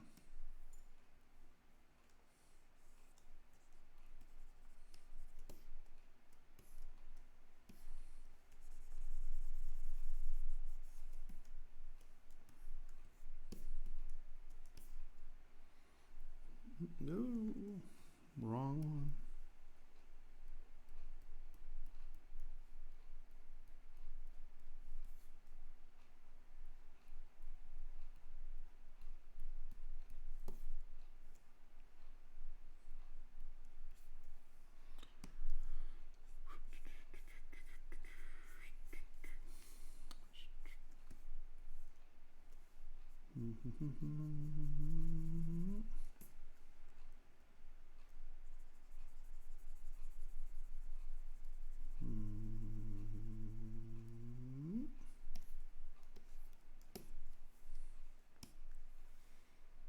Boop. Nope. Boop. All right.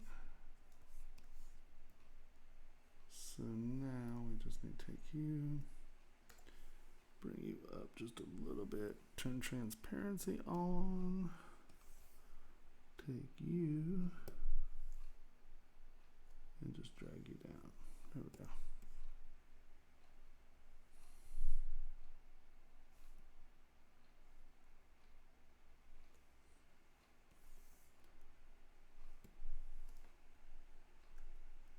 Whoa, that wasn't what we were looking for. There we go. All right. Center, make it just a touch bigger, touch lower. Turn transparency off. Bring that down. Merge visible.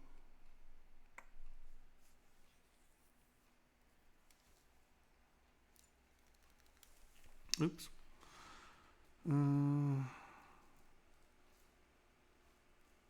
There's a lag. There's a 1.5 minute lag.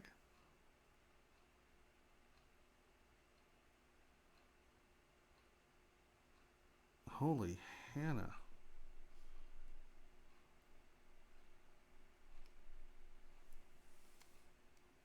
Oh, hold on. That's not what I was looking for. I'm looking for this.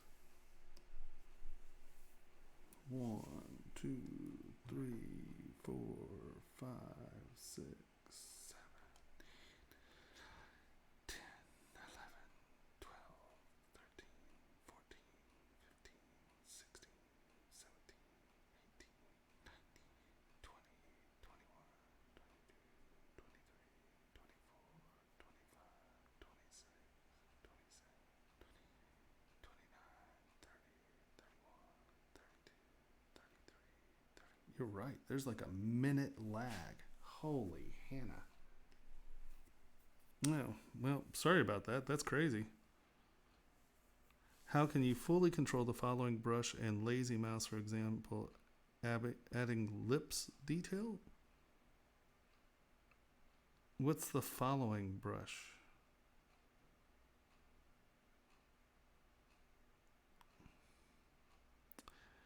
Saeed, once again, I'm not exactly sure what you're talking about. If you send me a screenshot, I can look at what it is and try to figure it out with you. But I'm not quite sure what you're talking about right now. I mean, if you're talking about, I mean, you are all over the place, buddy. Come on.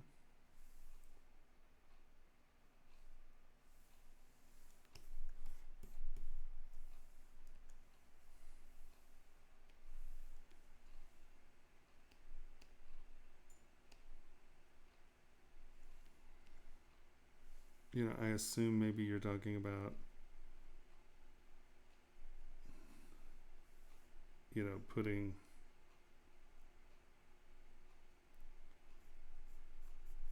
I mean, you're talking about putting lip detail in. And following brush, I mean, are you talking about something that has lazy mouse on it? So it's,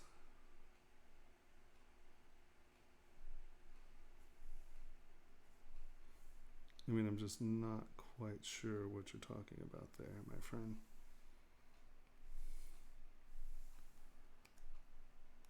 Hey, General Bucks, how's it going?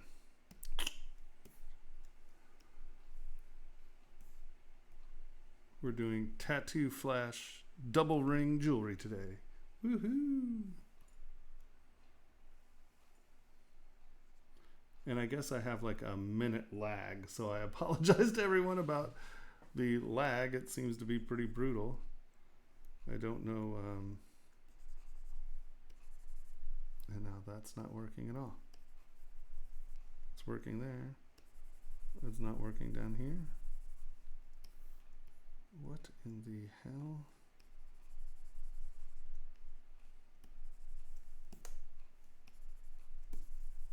Okay, there we go. Who knows what's going on there? Let's.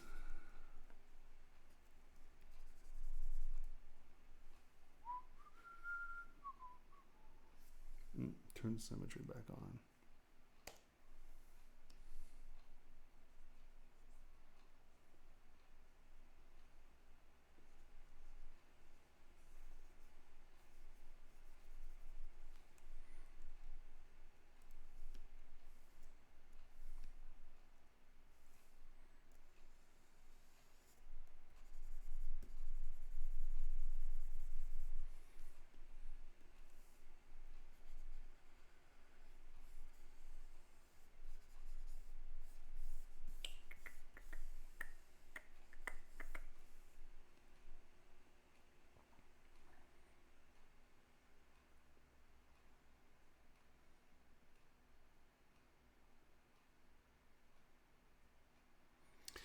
Yeah, I'll tell you,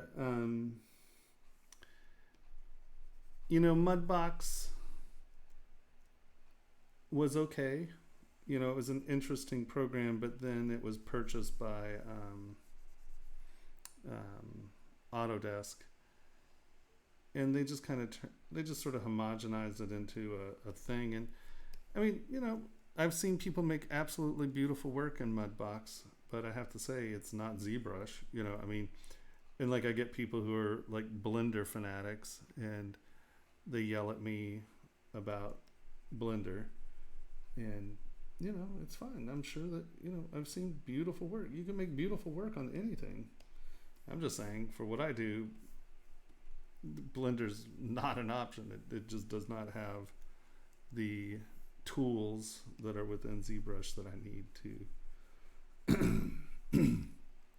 create my objects. But you know, it's like people get really weird and kind of psycho about this stuff. It's like, look, you know, it's like, oh, you just think ZBrush is better. It's like, well, no, I know for a fact ZBrush is better for what I do. You know, I mean, You may be doing something different, and Blender's absolutely perfect, but Blender just isn't a professional tool to me. It seems like a really wonderful, you know, hobby tool, and that's cool. You know, there's nothing wrong with that. I'm not calling you a jerk or anything. I'm just saying it's not going to work for me. And people get weird.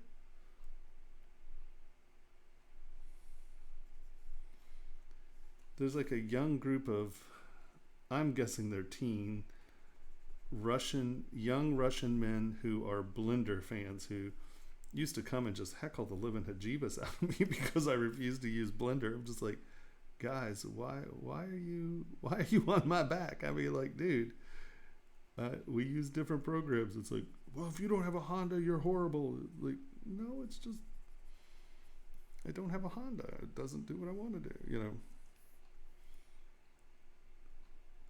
people take their programs very, very seriously, it seems.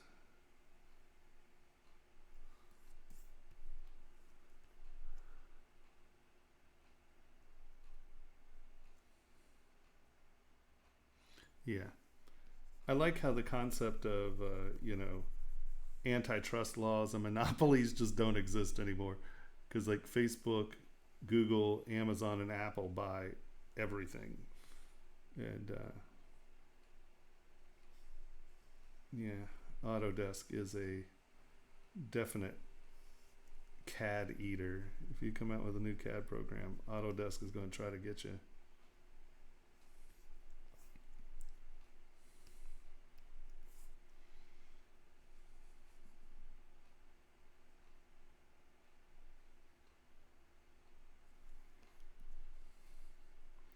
It's weird. I don't even understand it. It's like, I mean, people are like, "Oh, you're a ZBrush, fanboy." It's like, well, I okay. I mean, I do think that ZBrush is the best answer for, what I do. And I have been trying to convert the jewelry industry into using, ZBrush as opposed to Matrix Rhino.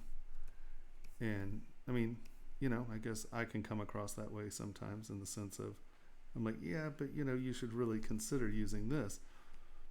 But that's because of, I'm trying to get, professional results for stuff. And, I'm like, well, no, this is, a better tool. But it's funny because CAD users just don't, ZBrush is not CAD, and Blender is much more like a CAD program. I think it feels like a CAD program, and I can see why people like it. But I don't know, if you are digitally sculpting, I do not see how you're not using ZBrush. I don't get it, because I've used the other ones or tried them, and it's just all right. Who knows? Like I said, it all depends on what you do and what you like. I mean, whatever.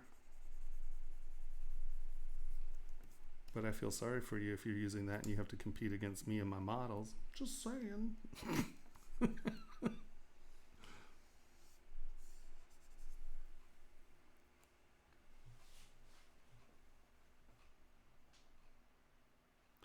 Yeah, and I think that's why I get completely griefed out by the maker guys and printers, where they're like, oh, well, this one's only $22, and, why aren't you ever talking about those? And I'm like, because that's not a professional tool, dude. I mean, I can't sit around and re-screw a laser on when something, I need the thing to work. And if it doesn't work, I need to call the company and say, hey, make this work. And they do. I get a lot of grief from the maker groups. They're like, what are you talking about? FDM is great. Why are you bad talking FDM? I'm like, well, because, it doesn't print at 25 microns. There's, that's why. Nobody needs that. I do. I can prove it to you.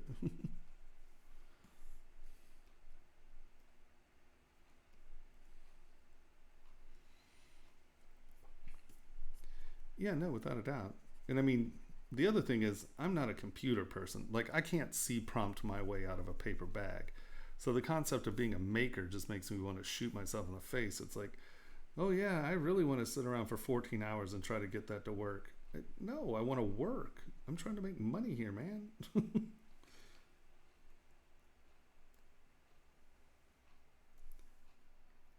And I mean, it's not just, you know, it's not just money. It's, you know, this is an incredibly effective, wonderful tool for making art.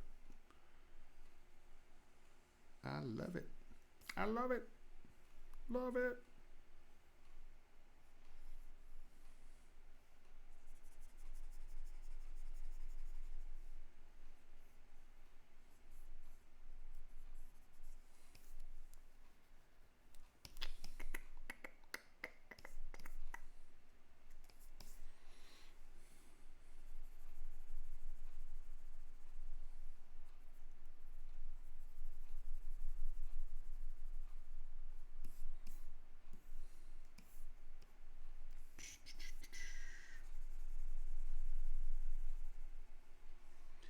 Yeah, there was this one kid who actually streamed Blender, and you know, I was just meandering Twitch waiting for one of my streams to start, and you know, I saw a model, I looked at it, you know, went to the page, and it was a Blender person. And I made a comment, hey, nice model, you know, da da da da da.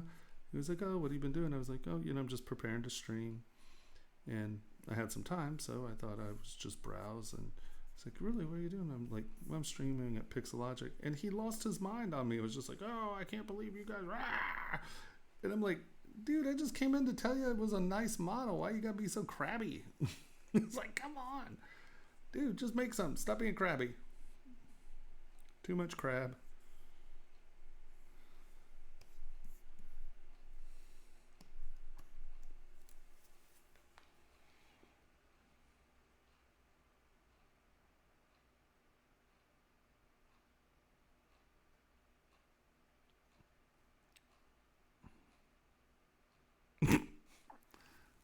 Yeah. Sure, let me sign up right now. I love it. ZBrush would love it if I signed them up for something, wouldn't they? Sure. What? We need a $300,000 advertising contract? Yeah, they won't mind at all.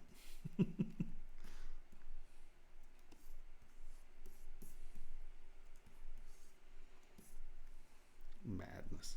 Madness, I say.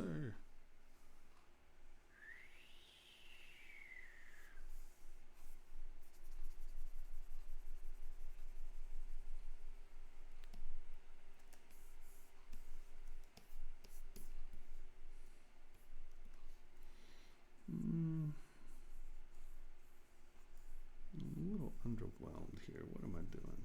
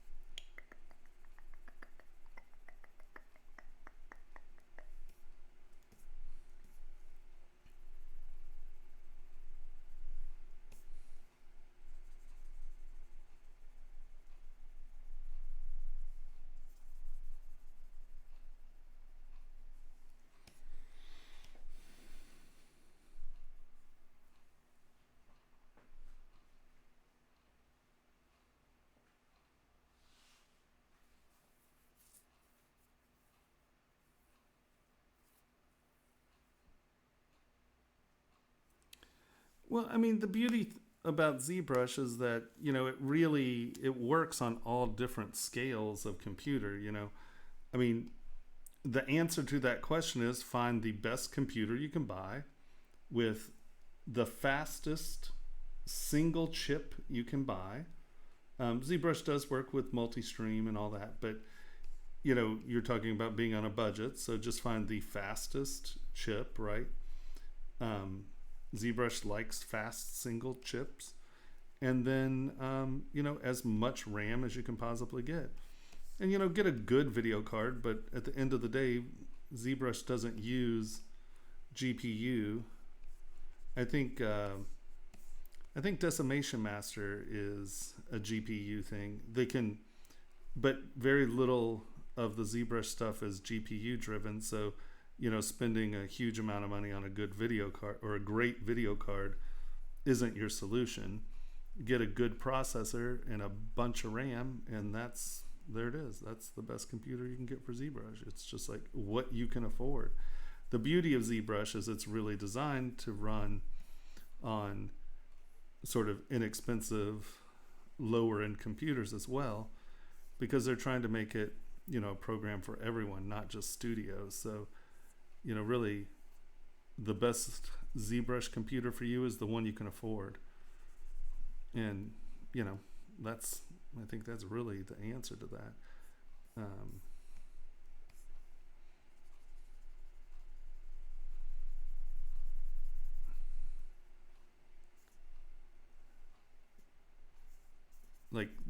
I don't think, I think this one has 64 gigs of RAM, and I don't know what chip is in this. Wacom gave this to me, so I'm not sure what the processor is. But I think this has one of the lower end Quadro laptop video cards in it.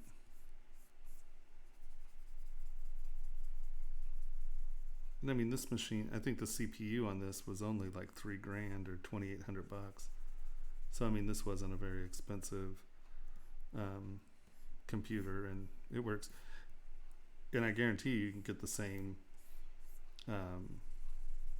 specs that are this computer pretty affordably. This is more expensive because I guess it's laptop architecture as opposed to a PC desktop. But I mean, this runs fine. It doesn't run my big models. I have a beast of a machine at home, and that's why I start really horribly large processes and forget about it because my machine at home is a beast, and it's old. I can't wait to get a new computer. Ooh, I was pricing them the other day. The one I wanted, it's only $77,000. I was pricing my machine, with a new, basically the comparable but new video cards and the new RAM, but with the dual 22 core, and it only came out to $28,000. That's much more affordable than the $70,000 for my CPU and RAM and nothing else. That doesn't include the computer, that doesn't include the motherboard. Just the RAM and the chips were $77,000. One day. Now that's a quad 22 core machine with a terabyte of RAM. Yeah, that's what I want.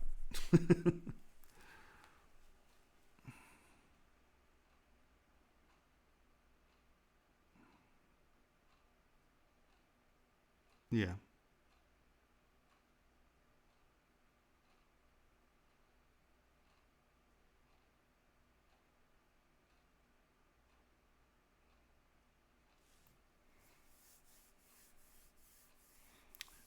This has 64 gigs of RAM.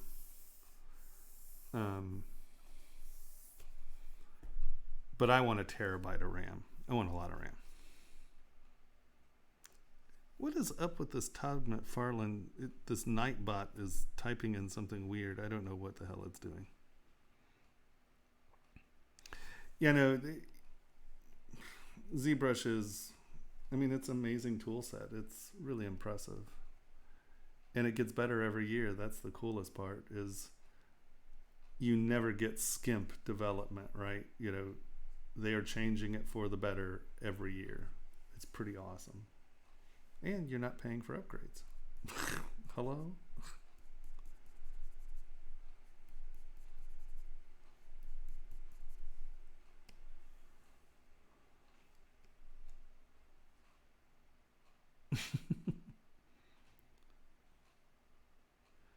A quad, yeah, $77,000 for the chip and RAM set, and that is a dual 22 core.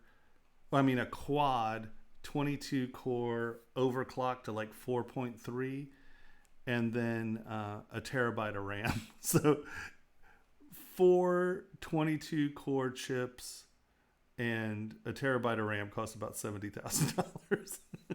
It might have included the motherboard actually, but that didn't include like drives or a case or anything like that.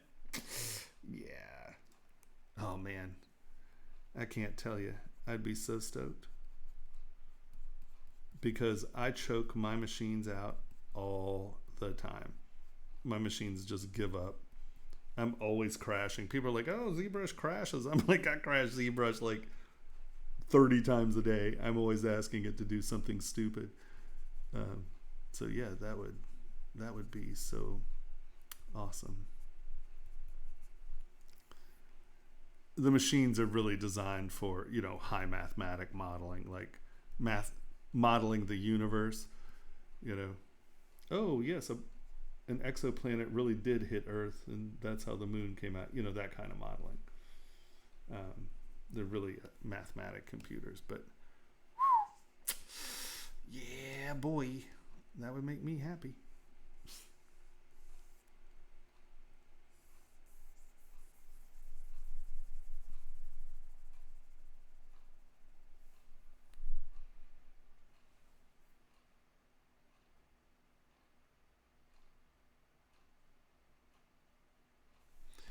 Well, no, I mean, you can run ZBrush on 16 gigabytes of RAM. It's just you're not going to. The size and speed of your computer determines how big a model you can work on, right? Without it choking out. That's really all it is. So if you get a less expensive computer that has, let's say, 16 gigabytes of RAM and, whatever chip, I don't know. Like I said, I can't see prompt my way out of a paper bag. I don't know what any of that crap is. But, let's say you go to Best Buy and buy, $1,000 computer of whatever the hell it is. You're going to be able to work on your models. It just means that you may have to, just like divide your models up and use more subtools so it's not using one. You just have to rearrange how you build your models so you're not dealing with them all at once. My machine at home, I literally can sculpt on 100 million polygon models. So I'm always kicking models up into the 22 and 30 million poly range just to futz with them, So it has made me lazy where I just divide it again. And sadly, I keep doing that with this poor computer. And it's just like, I can't do it. And that's when streams drop. And yeah. Sometimes I'm not super careful about what I'm doing.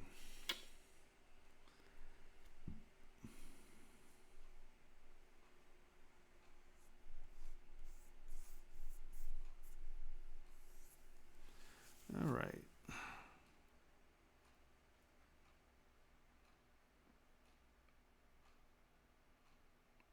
Oh, I could easily use a terabyte of RAM.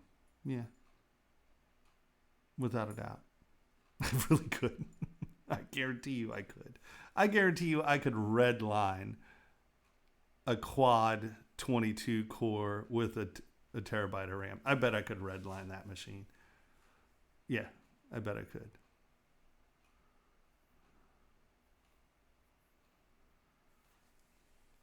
Yeah, Puget Systems makes some like scientific mathematic computers, and they're sick. But the machine I have at home is an Origin. The guys who, well, it was the guy who I guess was the computer guy of the two that started Alienware. When they got bought out by Dell, the guy who was the business guy of Alienware went off and did what he did. But the computer dude went down to Miami and started a company called Origin. And my machine is a Origin machine, and it's 6 years old, if not pushing 7 years, and it's still the 800-pound gorilla on the block. I mean, it is a beast. And I have changed the I had a video card die, but other than that, and then I had a block of RAM eat it. So I normally have, what is it, 96 or 93 or whatever the 90 division of RAM is, and now I only have 64 because I had one of them die, so I had to remove the two things, so I don't have my 96 gigs of RAM. And I'll tell you, with 96 gigs of RAM, I still choke that out. I can still redline it. So yeah, because I would take a 150 million poly model and try to project it and things like that. So yeah, I could easily redline a model a computer, because I do ask my machines to do really dumb stuff, because I'm just I'm just working and I just want it to do it, and I get lazy and I actually make it try, and then it chokes out. All right, that's pretty close. That's close enough to show him, right? We have, this is our drawing, and then that's our model. It's pretty close. Oh, I think it's like $30,000. I mean, well, my RAM and chipset got up to, 77,000 or 77.3 or something like that. So I don't know if that's half, so it's 35,000, or the chipset or the RAM was more expensive. I don't know. Hold on, let's take a look. Puget System.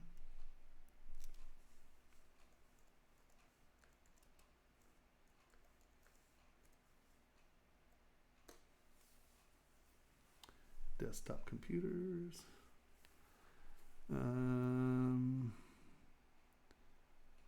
Is it the Genesis that's the quad?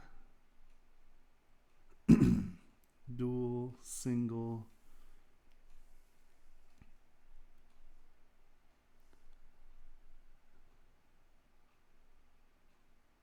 That's gaming P.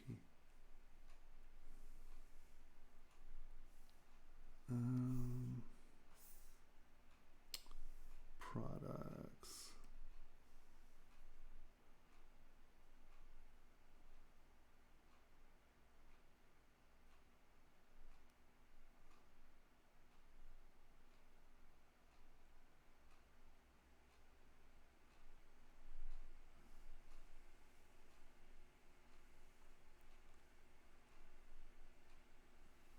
Ooh, 8 GPU. So let's see.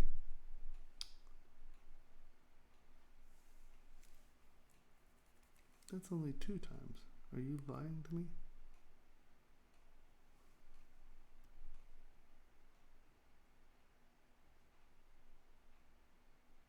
Wow, RAM's come down a lot actually. So 153, or no, that's a terabyte. That's only $8,000. It's come down a lot since I last did that, but that's only a 2-core.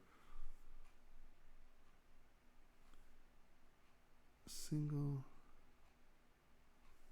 That's GPU. Dual Xeon Tower.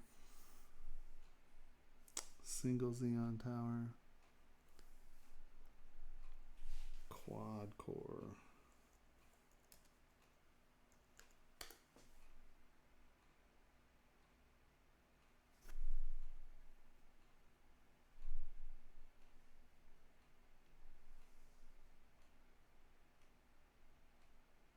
No, that's not what I'm looking for. I'm looking for 4 CPUs, not a quad core. I want a 22 core.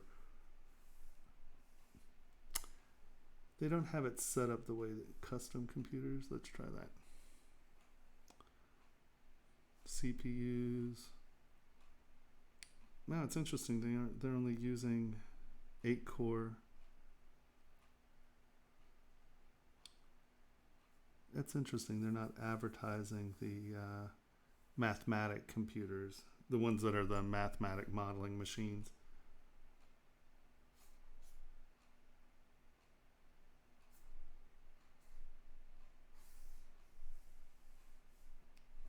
I think Origin, you might be able to get. I don't want an Origin PC giveaway. I just want an Origin PC.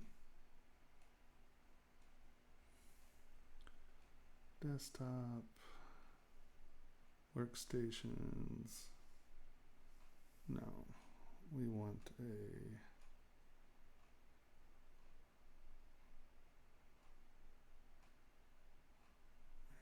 I think this is it.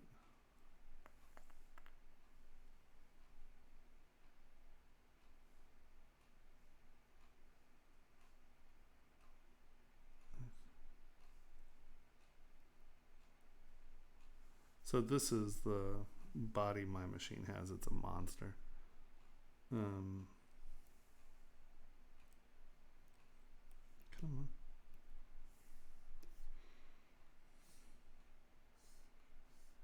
Where's configured? Do you see the little config? Oh, there it is. I think in one of these builds you can get a terabyte of RAM.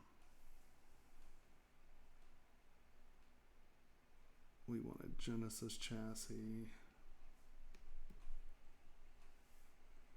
And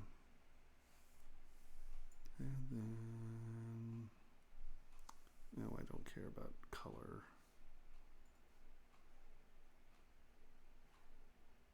CPU.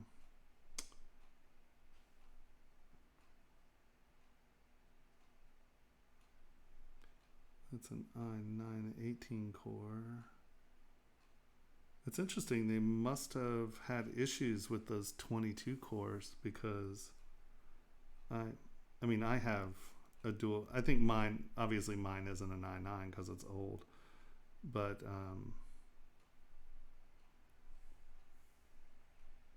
okay, that's fine.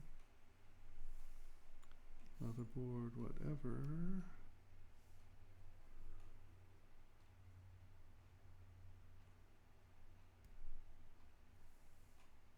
$16, 128. No, so maybe it's 128 and I'm down to 64. I can't remember what it was. Yeah, it's interesting. It's not giving me my the duals.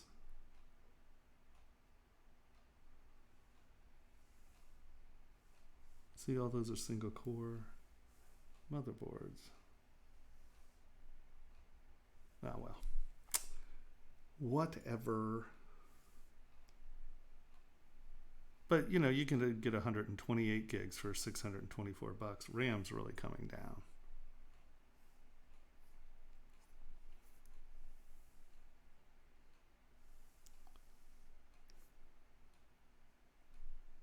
But they're huge. My computer is as big as a damn apartment building. It's crazy. It is a beast. It's that chassis. It's that Corsair chassis. Oop, that's the wrong brush. Okay, whatever.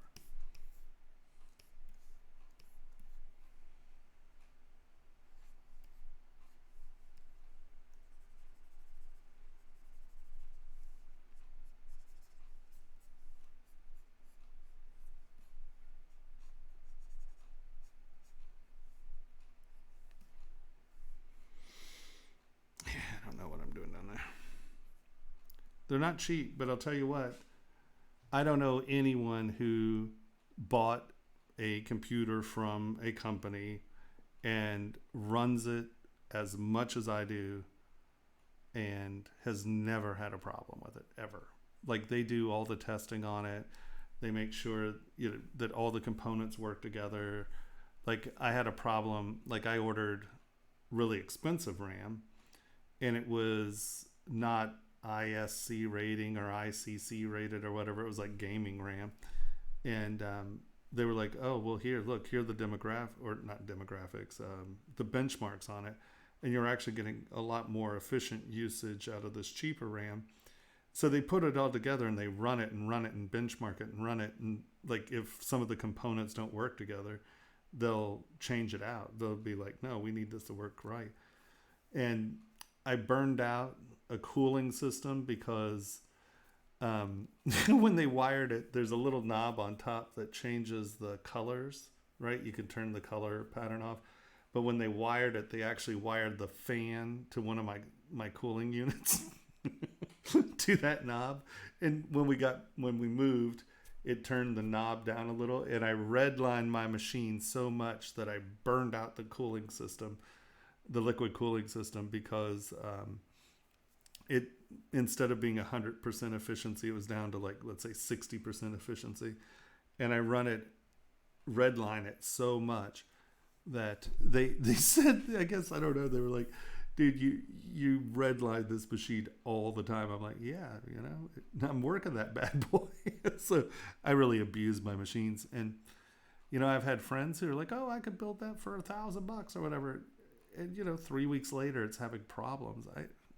I'd rather just pay the money, and if it's a problem, I send it back to them and they fix it, or they send me the part. Like the liquid cooling thing, they just sent me the liquid cooling thing with directions. They were like, here. And they're like, if you don't feel comfortable, just take it to a computer shop and they'll do it for you for $20. And they just sent me the parts for free. It's a great machine. Yeah, I tell you, I love it's fast. And I mean, mine's, I don't know what the generation was, 6 years, an i5 or an i7 or whatever the hell it was. But, it's a dual 18 core that's 6 years old, and it is still smoking. I mean, it's getting a little old. It's a little creaky. It's a little bitchy sometimes, but, end of the day, cannot complain about that machine. I have never had a real problem with it. And like I said, the only problem I did have with it was like an accident, and they took care of it right away. There was no one said anything about it. They mailed me one. And what's funny is that they sent me, the water cooling thing, and in shipping, one of the, it has like the little cooling vent things. I guess they got stepped on or got crunched. And they were like, no problem. And they just sent me another one. They didn't ask for the other part back. They were just like, here, let's get that thing going. All right, great. Next.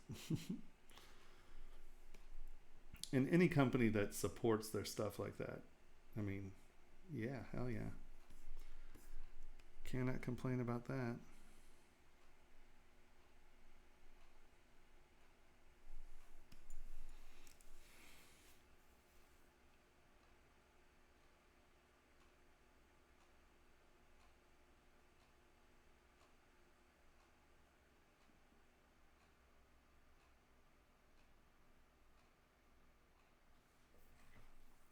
Wise cleaner.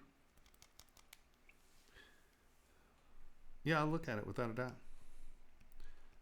And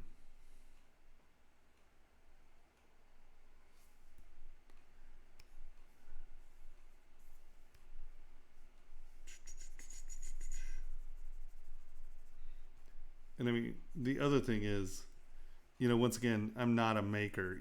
I'm not a tinker or a dabbler or anything like that. It's like, I need my machine there working. If it's not working, I need someone to fix it and get it going. Because if we're depending on me to fix my computer, it's never going to get done. That's not my thing. If you want something sculpted, I'm here for you. You want me to sit there and fiddle futz with my computer to try to get it done? Nope, not happening. I mean, I have some, I'm not a complete idiot. I'm like, okay, well, that's happening. My graphics card dying, but it's like, I could change a graphics card, but that's the extent of my, I'm not. All right. Ooh, that wasn't what we were trying to do.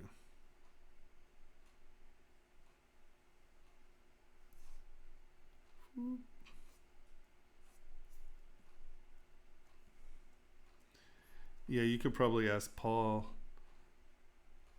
When Paul was not married, Gabri, when Paul was not married, I would call him at 2 in the morning, or send an email at like 2 a.m. and I'm like, what the hell is this? Why isn't this working? Why can't I get this to work? And he'd send me like a message back, and he'd be like, you have to push the edit button, idiot. And I'm like, oh. Yeah. Yeah. Yeah.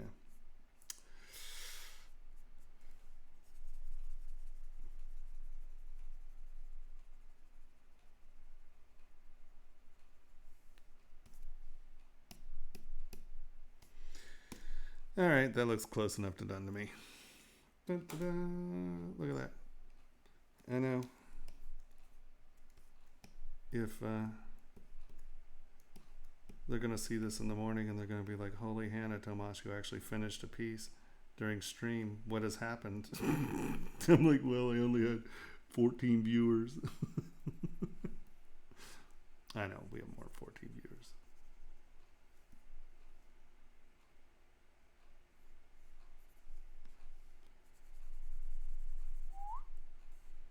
See, like, someone was asking, when is it time to remesh? Well, I don't have enough geometry right here to really get anything going, so might remesh that. I don't know. I'm a little underwhelmed at the moment.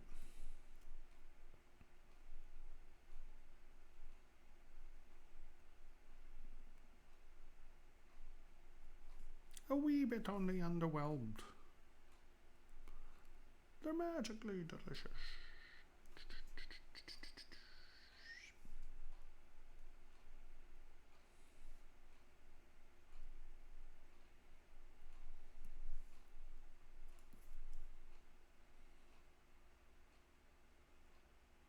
Yeah, of course it would. I mean, they're solid computers. I am probably one of the most sadistic computer owners in the world. I abuse the living hajibas out of my machine. And that's because I have a machine that can take a beating, but it's not really good when you get into the habit of just abusing your machine. And you got to figure, I work literally 12 to 18 hours a day, 7 days a week for the last 16 years. When we went to Thailand, we were there for a little over 3 weeks. I didn't take a portable machine because I didn't have one at the moment.